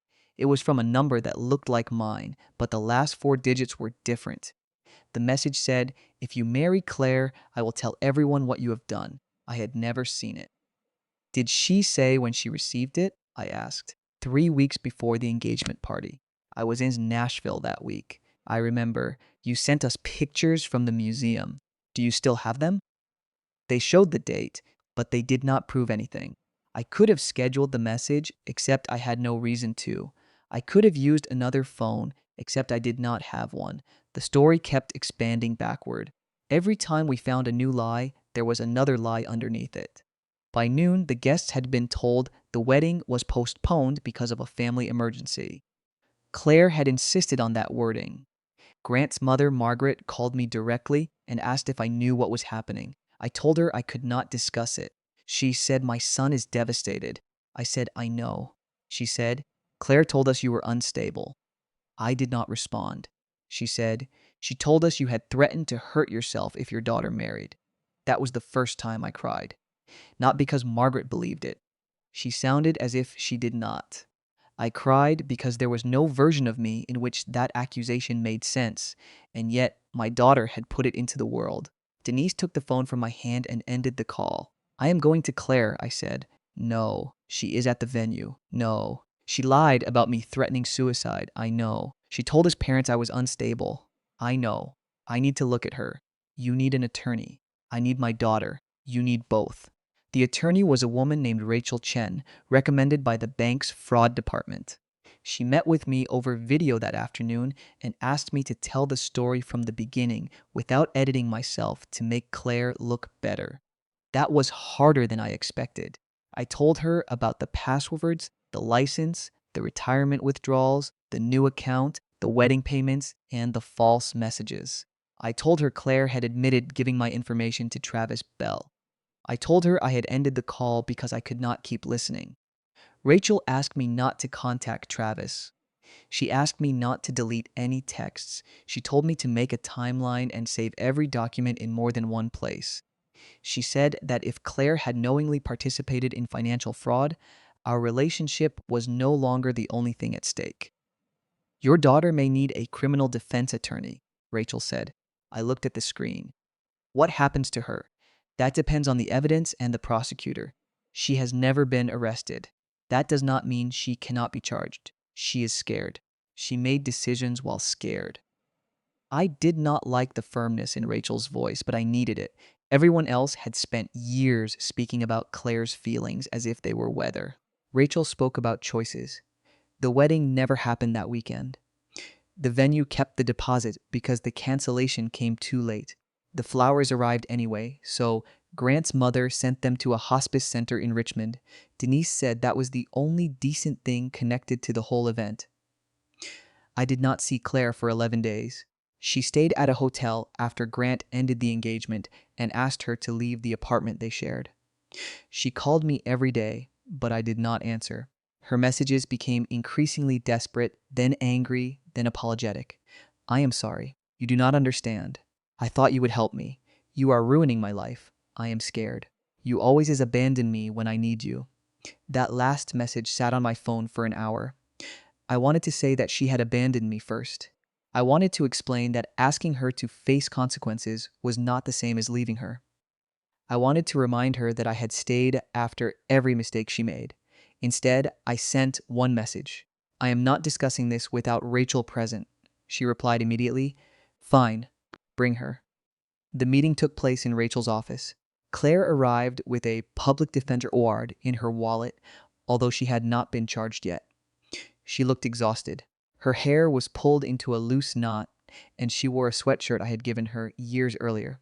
For 1 second, I saw my little girl. Then she sat down, and I remembered the account opened in my name. Claire did not apologize at first. She said she had found Travis through a forum where people discussed debt consolidation. He claimed he could create temporary credit profiles and move debts around until clients had time to repair their finances. He told her that everyone did it and that banks expected some accounts to be challenged.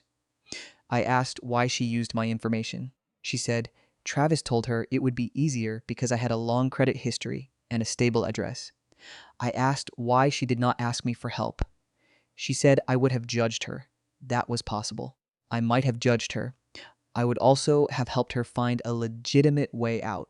She said she had not meant for the retirement withdrawals to happen. Travis had told her to transfer the money into the new account to show activity, and she believed she could return it before I noticed. I asked why $12,000 had gone to Blue Lantern events. She said Blue Lantern belonged to Travis's friend and was a fake vendor he used to process payments. I asked about the loan document. She said Travis had created it without telling her. Rachel asked, Did you provide the information used to create it? Claire looked at me. I gave him Mom's information. Rachel wrote something down. I asked about the false texts and the messages to Grant's family. Claire cried again. I needed them to think you were the problem, she said. Why? Because Grant wanted to postpone the wedding. Why did he want to postpone it? Because he found out I had lied about the debt. So you made him think I was unstable. I thought if he believed you were pressuring me, he would stop asking questions. You told him I threatened to hurt myself. I did not think he would tell you. I looked at Rachel. She did not react, but her pen stopped moving. Claire leaned forward. Mom, I was trying to keep my life together. You were trying to keep your wedding. I loved him. You loved the life you thought I could give you.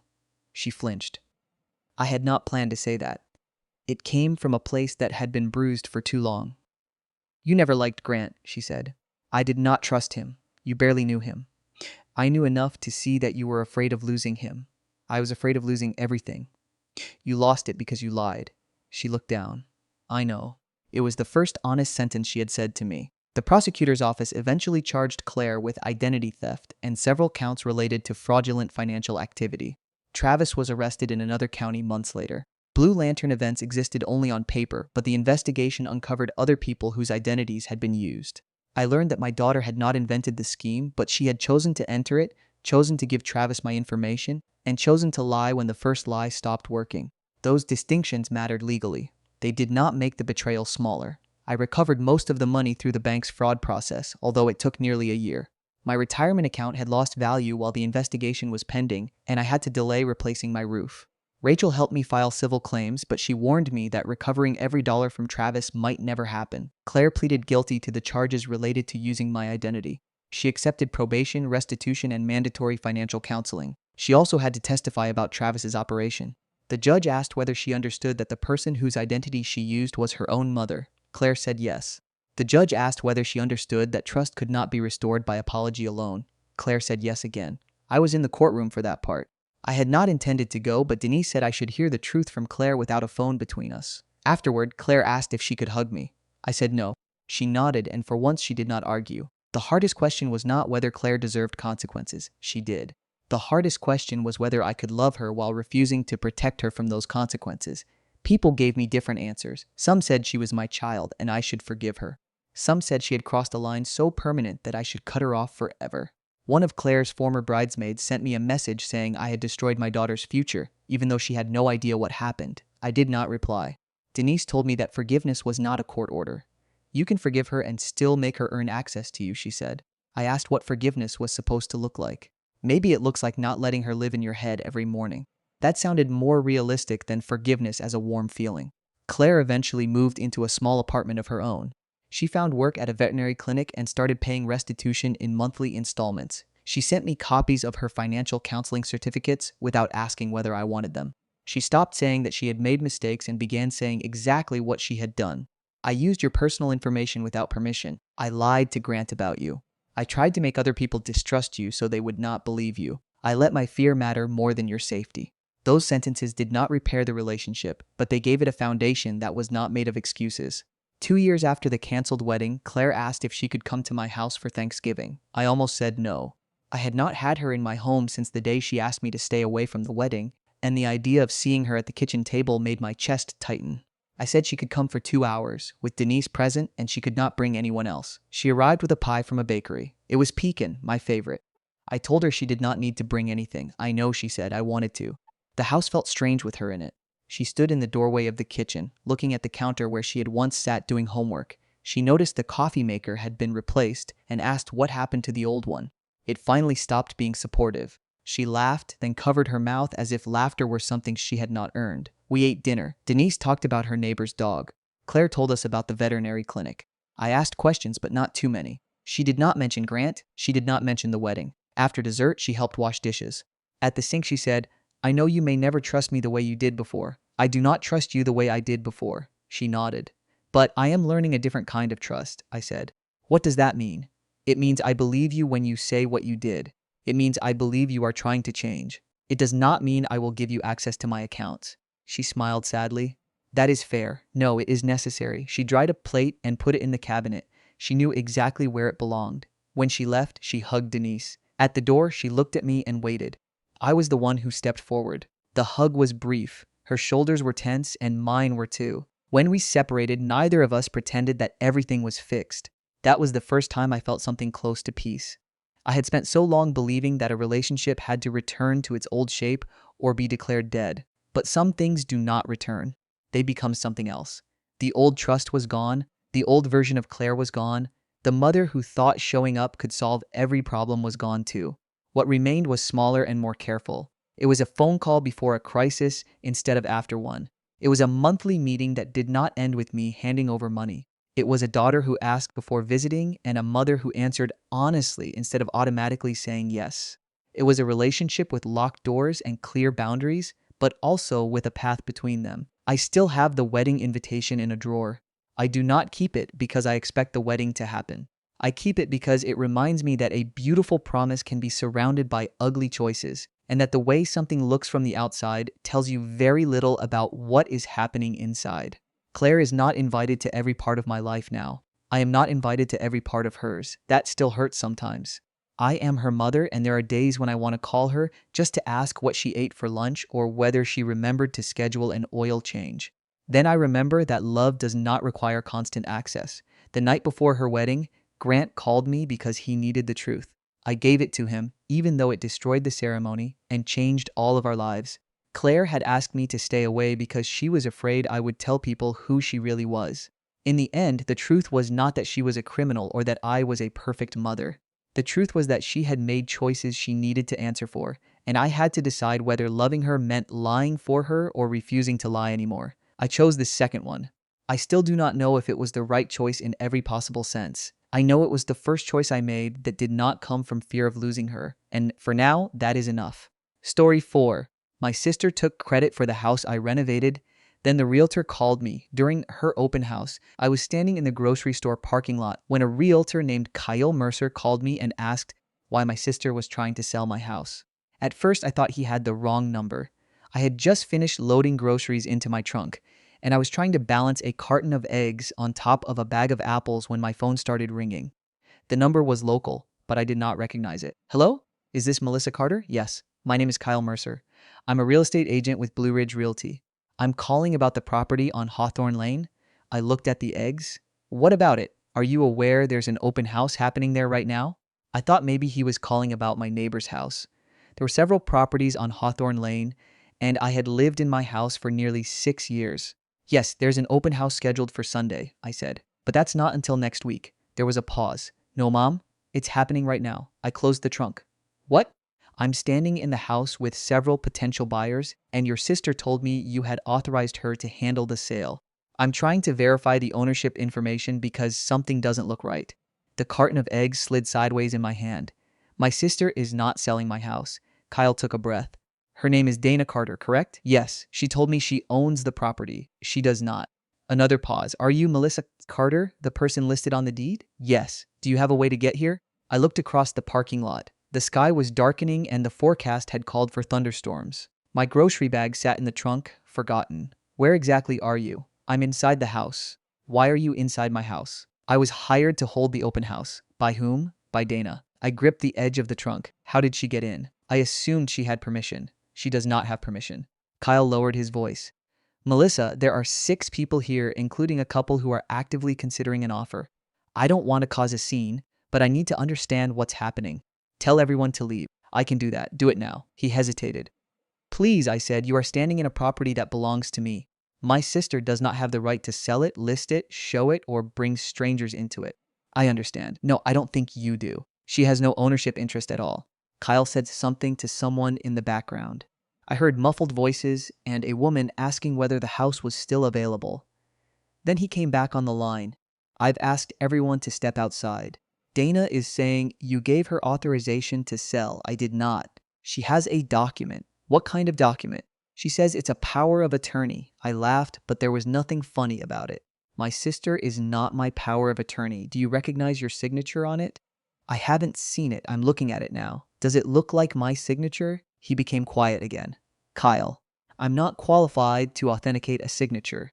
That is not what I asked. It looks similar. I felt the parking lot tilt beneath me. Take a picture of it and send it to me. I'm not sure I should send you anything while I'm here. You called me because you were concerned. If you send me the document, I can tell you whether I signed it. He gave me an email address and told me he would forward a copy. Less than a minute later, the document appeared in my inbox. It was a durable power of attorney authorizing Dana to make decisions regarding the property at 417 Hawthorne Lane, including the right to list, sell, lease, renovate, and transfer the property. The document had my name, my address, and a signature that looked enough like mine to fool someone who had not watched me sign papers for 30 years. There was a notary stamp at the bottom. My name was spelled correctly. The date was 6 weeks earlier.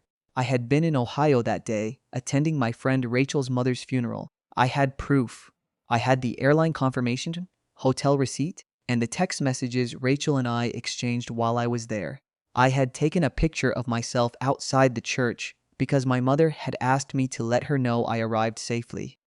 But in that moment, none of that was the first thing I thought about. The first thing I thought about was the house. I had spent 4 years renovating it with my own hands. I had stripped wallpaper from every room. I had replaced the kitchen cabinets, repaired the plumbing, refinished the hardwood floors, and removed mold from the basement after a pipe burst during the first winter I owned it. I had spent countless weekends covered in dust, paint, or sawdust while my sister sat in the dining room drinking coffee and telling me the house was never going to be worth what I put into it. Now she was holding an open house and telling strangers that she had renovated it. That was the part I could not understand. I understood lying about ownership, although I did not want to. I understood someone wanting money. I understood my sister making a bad decision and trying to cover it up. But why had she taken credit for the work? Why was she standing inside the house telling people she had transformed it? I grabbed my keys and left the grocery bags in the trunk. The drive to Hawthorne Lane normally took 20 minutes. That afternoon, it took 13 because I ignored every speed limit and drove through 2 yellow lights that were probably red by the time I entered the intersections. I called Dana 3 times. She did not answer. I called my father, Richard, because I knew he was probably with her. My parents lived in the next town, and Dana had been staying with them on and off for the last few months. Dad answered on the second ring. "Hey, Melissa, where's Dana?" He hesitated. "Why? Where is she?" "I don't know. Is she with you?" "No. Dad, I'm going to Hawthorne Lane." Another pause. "What happened?" "Your daughter is holding an open house at my property." His voice changed. "What?" I said. "Dana is holding an open house at my house and telling people she owns it." "That can't be right. I have a copy of a power of attorney with my forged signature."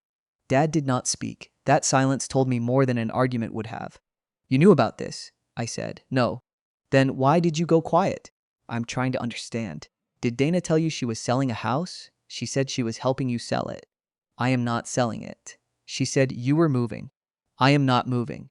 "I thought you changed your mind." "I did not." "Melissa, slow down." "I have been paying the mortgage for 6 years. I paid the down payment. I paid every contractor. I paid the property taxes. I paid the insurance. The deed is in my name." "I know." "Then why is Dana saying she owns it?" "I don't know. You need to call her." "She isn't answering me either." I ended the call. When I pulled up to the house, I saw a large white sign near the driveway with a blue logo and the words "Open House" printed in red letters. There were 3 cars parked along the curb and another 2 in the driveway. My driveway. The driveway I had resurfaced last year after spending 3 months saving for it. Kyle was standing on the front porch with a folder in his hand. Dana stood beside him.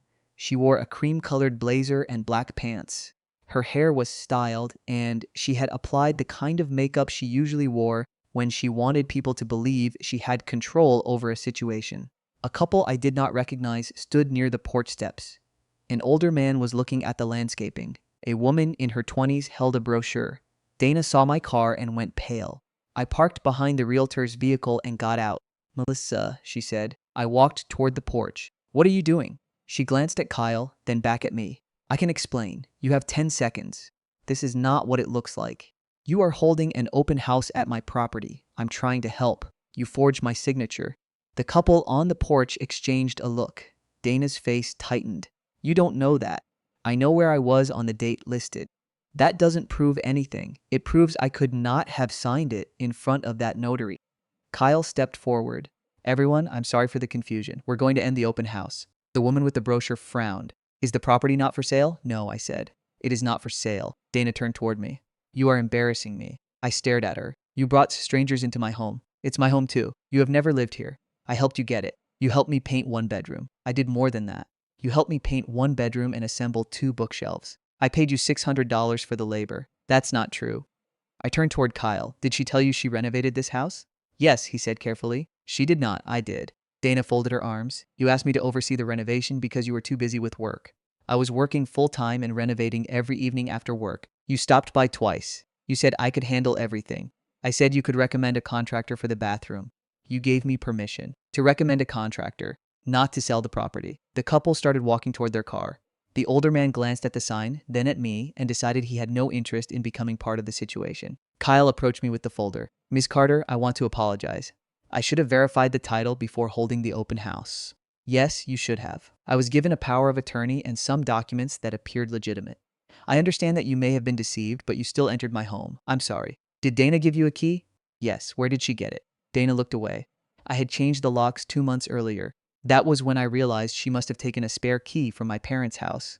I had given my parents a key when I first bought the property because they helped me move in. I had never given one to Dana." "Did you copy the key?" I asked. Dana did not answer. "Did you take my spare key from Mom and Dad?" "I didn't take anything." "Then how did you get inside?" "I had permission." "From whom?" She looked at Kyle. He shifted uncomfortably. "Dana told me she had authority to access the property," he said. I looked at the lock. There were no signs of forced entry. My sister had entered my house with a key someone had given her, then brought strangers inside and attempted to sell it. The fact that she had done it so calmly made it worse. "Leave," I said. She looked hurt. "This is my house too. You can leave willingly or I can call the police. You wouldn't do that." "Try me." Kyle took a step back. Maybe everyone should leave first. I agree, I said. Dana shook her head. You're overreacting. You forged legal documents, hired a realtor, advertised my property, and brought potential buyers here without permission. I was trying to solve a problem. What problem? She looked toward the driveway. Your problem. What problem did I have? You told me you couldn't afford the house anymore. I never told you that. You complained about the mortgage. I complained about the cost of materials. You said you were drowning. I said the renovation was expensive. You said you needed to get out. I said I needed a break. Dana's expression became angry. You know exactly what you said. No, I don't, because I never said I wanted to sell this house. She reached into her purse and pulled out her phone. You texted me. Show me. She hesitated. Show me. Dana opened a message thread and turned the screen toward me. There were several texts from what appeared to be my number. I can't keep up with this place. I think I need to sell before I lose everything. Can you help me handle the realtor? I trust you more than anyone. The messages were dated over a period of 3 months. They looked like something I might have written if someone removed half the context. The phrases were mine. The tone was mine. There were even small details that sounded like me, including a complaint about the upstairs bathroom and a reference to my fear of losing money on the renovation. But I had not sent them. I took pictures of the screen. Who actually sent these? I asked. Dana snatched the phone back. I'm not arguing with you here. You just showed me evidence that someone impersonated me. You sent them. I did not. You're lying. I have my phone. So do I. I never typed those messages. You probably forgot. I do not forget saying I want to sell my own home. You were stressed. I was not selling. She turned toward Kyle. This is why I wanted to handle it privately. She is emotional. Kyle looked at me. I'm going to call the police, I said. Dana's expression changed. No, you're not. Yes, I am. She stepped down from the porch. Melissa, think about what you're doing. I am. You are going to destroy the family over a misunderstanding. You used a forged power of attorney to list my house. You don't know that it's forged. I know I did not sign it. You could have signed it and forgotten. I was out of state. You had someone sign it for you. I did not. Maybe you gave verbal permission. That doesn't create a durable power of attorney. Maybe you don't understand how this works. I understand that you are trying to take my house. The word sounded too extreme when I said it aloud. Take. Dana looked at me with the same expression she had worn when we were children, and I caught her stealing money from my piggy bank. She did not look ashamed. She looked offended that I had noticed. I called the police. The officer who arrived was named Jordan Ellis. He spoke first with Kyle, then with the couple who were still sitting in their car, and then with me. Dana kept interrupting and explaining that the situation was a family misunderstanding. Officer Ellis asked whether I had proof of ownership. I showed him the deed on my phone, the property tax records, the mortgage account, and the insurance policy. He asked Dana for the power of attorney. She had a printed copy in her purse. Officer Ellis read it carefully. Where was this notarized? He asked. She gave him the name and address of a notary in a neighboring county. Did you sign this in front of the notary? Dana looked at me. I was present when Melissa signed it. That is not what I asked. Yes. Officer Ellis wrote something down. I said, I was in Ohio that day. Dana shook her head. You came back early.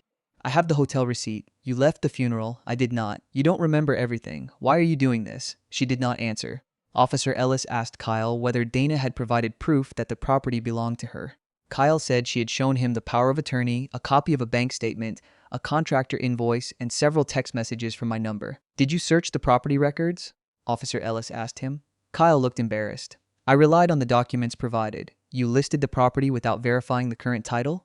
I was told the power of attorney gave Dana authority. It does not transfer ownership, Officer Ellis said. Kyle's face went red. Dana began to cry. I was trying to help my sister. Officer Ellis turned to her. Who hired Mr. Mercer? I did. Who paid him? I did. Where did the money come from? Dana hesitated. My account. Which account? That's private. If you knowingly attempted to sell someone else's property, the source of the funds may be relevant. She looked at me. Melissa gave me money for the sale. I did not. She told me to use the proceeds to pay off her debts. I do not have debts. You have a mortgage. I have always paid it.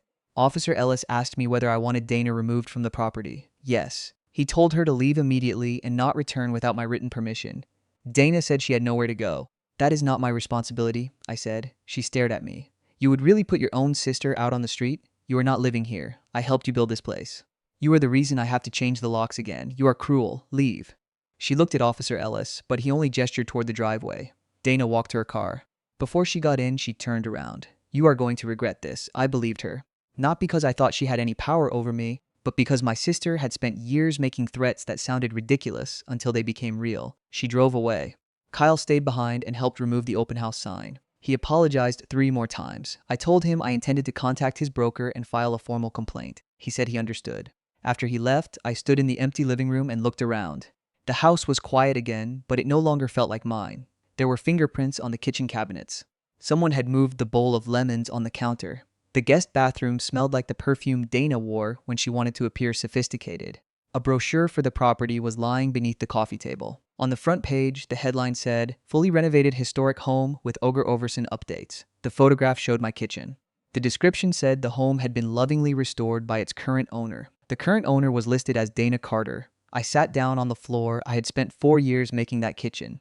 I remembered where every cabinet had come from. I remembered cutting my hand while installing the backsplash. I remembered eating takeout on the floor because I had not yet connected the stove. Dana had never even chosen the paint color. I called my father again. He answered this time. "Melissa, did Dana tell you she was selling my house? She said she had permission. Did you give her a key?" He took a breath. "We gave her the spare." "We? Your mother and I? Why?" "She said you asked her to check on the house." "I never asked her. She said you were overwhelmed." "Did you see any documents?" "She showed us the power of attorney." "Did you read it?" "Not carefully." "Did you see the realtor listing?" "Yes." "Did you see that she claimed to be the owner?" Another pause. "I thought you had decided to move." "I never said that." "Dana told us you wanted to sell because you had lost money." "I have not lost money." "She said you were embarrassed to ask for help." "I was not selling the house." Dad sounded miserable. "I'm sorry. Did she ask you to sign anything?" "Did she ask for money?" "No." "Did she tell you where the sale proceeds were going?" "She said she would give you the money." "That is not what the listing says." "What does it say?" "It says she owns the property." Dad was quiet for so long that I thought the call had dropped. "Dad?" "I didn't know." "I know. Your mother is going to be devastated." "I am devastated." "She is still your sister." "I know." "You need to talk to her." "I just did." "No, I mean really talk to her." "She told me I would regret calling the police." Dad exhaled. "She's scared. She forged my signature. She might not understand what she did. She hired a realtor and scheduled an open house. She probably thought you had authorized it." "Then why did she lie about the ownership?" "I don't know. Neither do I." I ended the call before I said something I would regret. That night, I changed the locks on every exterior door. I installed a security camera above the garage and another one facing the back entrance. Then I called the bank and asked whether anyone had tried to refinance the property. The representative searched the account and told me there had been 2 requests for payoff information in the past month. Both requests had been submitted by someone claiming to be my authorized representative. I asked for copies. One had been submitted by a mortgage broker named Paul Whitaker. The other had been submitted by a company called Eastwood Capital. I had never heard of either one. The following Monday, I met with an attorney named Victor Alvarez. He specialized in real estate fraud and property disputes. He was younger than I expected, probably in his late 30s, with glasses and a calm way of speaking that made me feel as if he had seen every possible version of family betrayal. I brought him the deed, the power of attorney, the listing, screenshots of the texts, copies of my travel records, the police report, the mortgage correspondence, and every receipt I had saved from the renovation. Victor spread the documents across the conference table. "The most important thing is that you are the recorded owner," he said. "Your sister cannot transfer title simply by claiming authority. However, if someone believes the power of attorney is valid, they may still attempt to conduct transactions in your name. Can she sell the house?" "Not legally. That is not the same as no. No, it isn't." "What do I do?" "We send a cease and desist letter to your sister and the realtor. We notify the title company, the county recorder, your mortgage lender, and every broker involved. We also file a fraud alert and request that no instrument affecting title be accepted without additional verification." "Can she be arrested?" "That depends on the evidence and the prosecutor." She admitted she was there. Being there is not enough. The signature and the notary are the important parts. "What about the text messages?" "They may have been spoofed or generated through an online service. We will need the phone records." "He may have been negligent, but negligence is different from intentional fraud." "I don't care about the realtor's career right now." Victor nodded. "What do you care about?" I looked at the folder containing the renovation receipts. "I want my sister to understand that she cannot take something from me just because she thinks she needs it more. That is not something the court can guarantee." "I know." "What do you want legally?" "I want her away from the property. I want her to stop using my name. I want her to stop telling everyone that she owns the house. And I want to know whether she tried to take out a loan against it."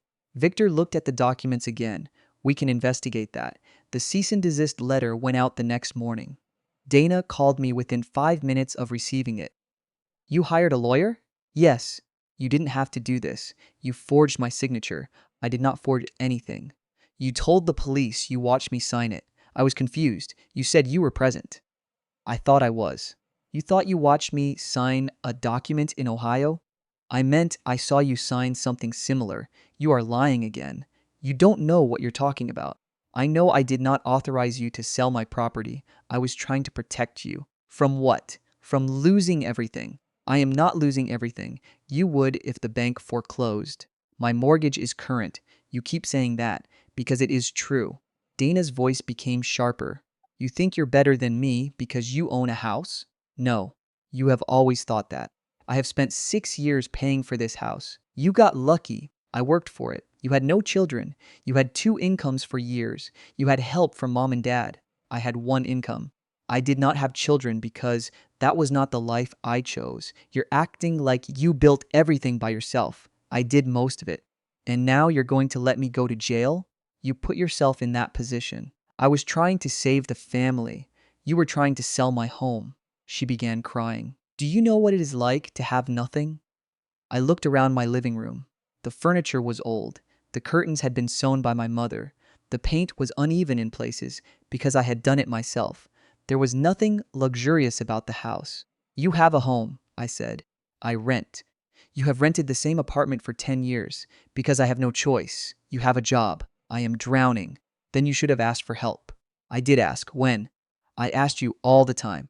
You asked for money. You never asked for help making a budget. I knew you would judge me. I would have helped you.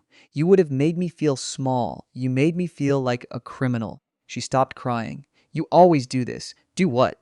Make me responsible for my own life. I did not know how to respond to that.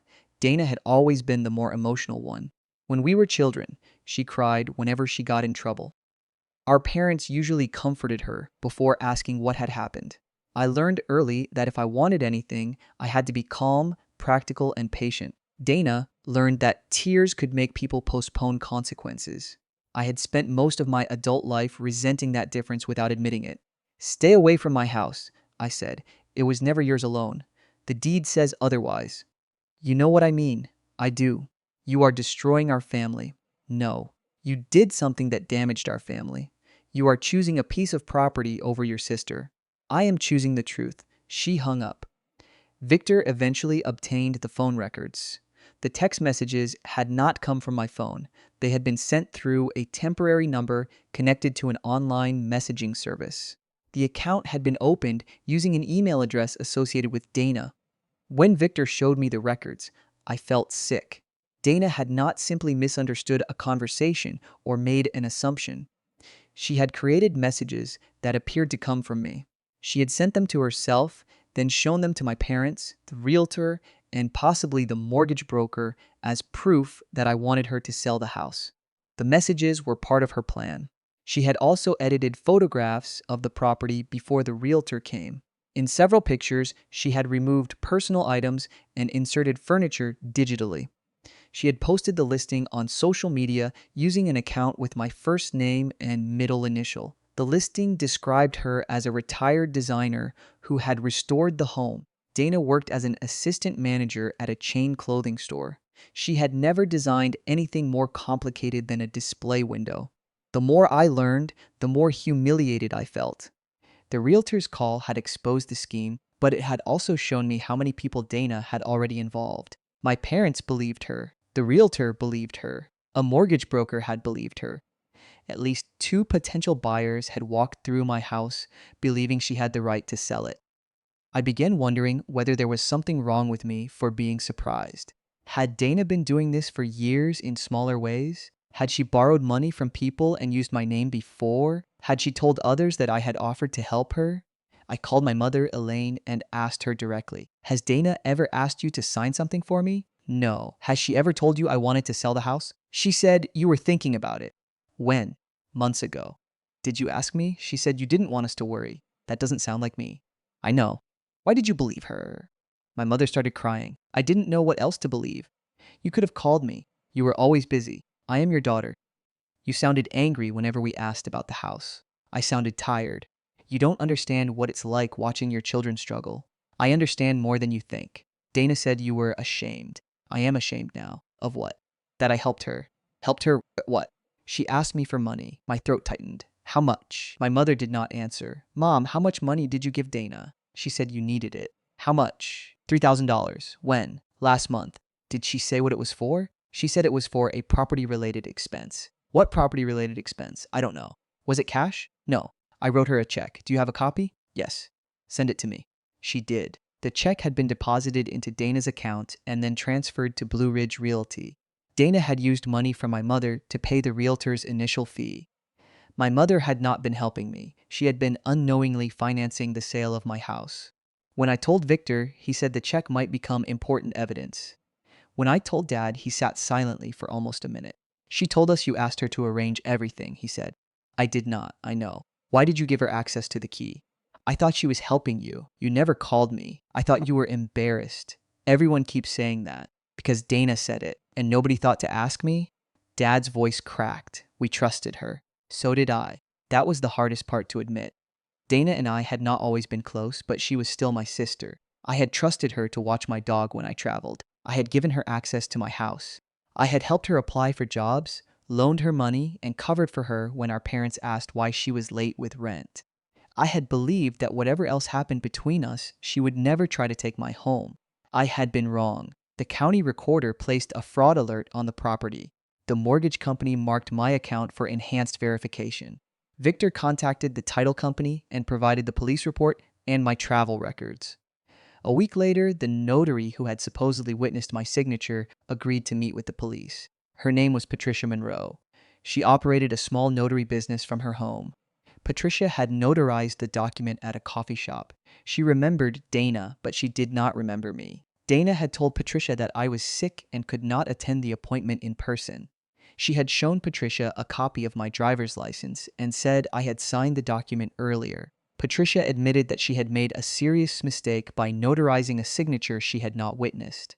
She assumed Dana was acting under a different kind of authorization. The notary stamp was real, but the notarization was not valid. Patricia gave the police a statement saying that she had never seen me sign the power of attorney. That was the first time I felt like the situation might actually end in my favor. Not because I wanted Dana arrested, but because I wanted the truth to become too large for anyone to dismiss as a family misunderstanding. The realtor, Kyle, called me several times after that. I ignored him at first, but Victor advised me to return the call with a witness present. Kyle apologized again. He said Dana had approached him with what appeared to be a complete package. She had a copy of the deed, a property tax record, the power of attorney, renovation receipts, and photographs. The deed copy listed me as the owner, but Dana had told him I was her legal name and that she used Melissa professionally. That lie would have been easy to disprove if he had checked the county records. Why did you believe she had renovated the house? I asked. She knew a lot about the property. She had been there with me. She answered every question. Did you ask her who paid for the work? She gave me receipts. Receipts for what? Materials, contractors, landscaping, appliances. Were they in her name? He hesitated. Some were. Which ones? I don't remember. Did you verify that the contractors had worked for her? No. Did you ask why the deed was still in my name? I assumed the power of attorney explained it. Did you read the power of attorney? Yes. Did it say she owned the property? No. Then why did you list her as the owner? Kyle did not answer. I could hear the discomfort in his breathing. I made a mistake, he said. You made several. I understand. I do not think you do. I'm willing to cooperate with the investigation. That is the minimum you should do. I've removed the listing and notified everyone who received the information. Did you contact the people who attended the open house? Yes. Did you tell them the property was never for sale? Yes. Did you tell them Dana had used false documents? I said the listing had been canceled because of a documentation issue. You protected yourself. I was advised not to make accusations. Of course you were. He did not argue. I ended the call. A month after the open house, the police searched Danes' apartment. They found a folder with copies of my driver's license, old tax records, photographs of my signature, and a spreadsheet tracking what she believed the house was worth. The spreadsheet included a projected sale price of $485,000. It listed estimated closing costs, the mortgage payoff amount, the realtor's commission, and the money Dana expected to receive after the sale. There was a note at the bottom. Pay Melissa's debts first, then keep enough for apartment and credit cards. I stared at that sentence for a long time. It was written as if she had already decided that any money left after paying my supposed debts belonged to her. The house was worth more than I had paid for it, but not by as much as Dana believed. The renovations had made it comfortable, not luxurious. I had spent money on repairs because I planned to live there, not because I expected to become wealthy. Dana had looked at the finished house and seen an escape route. She had looked at me and seen an obstacle. When she was formally charged, my parents stopped speaking to her for a while. Then my mother began visiting her. Dad said he did not know how to separate being her father from being angry at what she had done. I did not tell them whom they could see. I only asked them never to give her keys, mail, documents, or money on my behalf again. My mother said she understood. Dad said he was sorry. Dana left me a voicemail after her first court appearance. "I know you hate me," she said, "but I need you to tell the prosecutor that I never meant to hurt you." I listened to it twice. Then I called Victor. "Does what I say matter? It may affect how they understand your position, but you should not make statements without discussing them first. What if I tell them she did not mean to hurt me? Did she mean to use your identity? I don't know. Did she mean to list your house? Yes. Did she mean to bring potential buyers inside? Yes. Did she mean to send fake messages? I closed my eyes. Yes. Then say what is true." I did not call Dana back.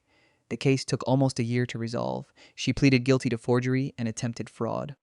The identity theft charge was connected to the false digital messages and the use of my personal information. The prosecutor offered her probation, restitution, and community service because she had no prior criminal record and because no buyer had lost money. Dana had to pay my legal fees, reimburse my mother, and return the money used to pay the realtor. She also had to sign a formal agreement acknowledging that she had no ownership interest in the property. I had the document framed, not because I enjoyed looking at it, but because I wanted a physical reminder that facts were still facts, even when someone lied loudly enough. The agreement required Dana to stay away from the house unless I gave written permission. She was not allowed to contact the realtor, mortgage company, title company, or county office about me or the property. She also had to surrender every copy of my identification and financial records. I changed my phone number.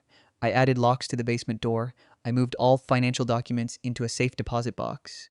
For the first few months, every car passing my house made me look out the window. I kept the curtains closed at night. I checked the security cameras before going to bed. I was embarrassed by how afraid I felt. Dana had never physically threatened me. She had never hit me. She had never broken into the house after the locks were changed. But she had shown me that she was willing to make decisions about my life without my consent, and that kind of violation changed the way I saw ordinary things. A knock at the door was no longer just a knock. An unknown email was no longer just spam. A request for a copy of my license made my stomach tighten. Even my parents asking if I needed help became difficult because I no longer knew whether Dana had been involved. Months later, my mother asked if I wanted to sell the house. The question was innocent, but it hurt. "No," I said. "I didn't mean anything by it, I know. I thought maybe the experience made you want a fresh start." I thought about it. "What changed your mind?" I realized selling would still feel like letting Dana decide what happened here. Mom nodded. I did not know if she understood. The house had become more than a property. It was proof that I had built something that nobody could claim simply because they were related to me.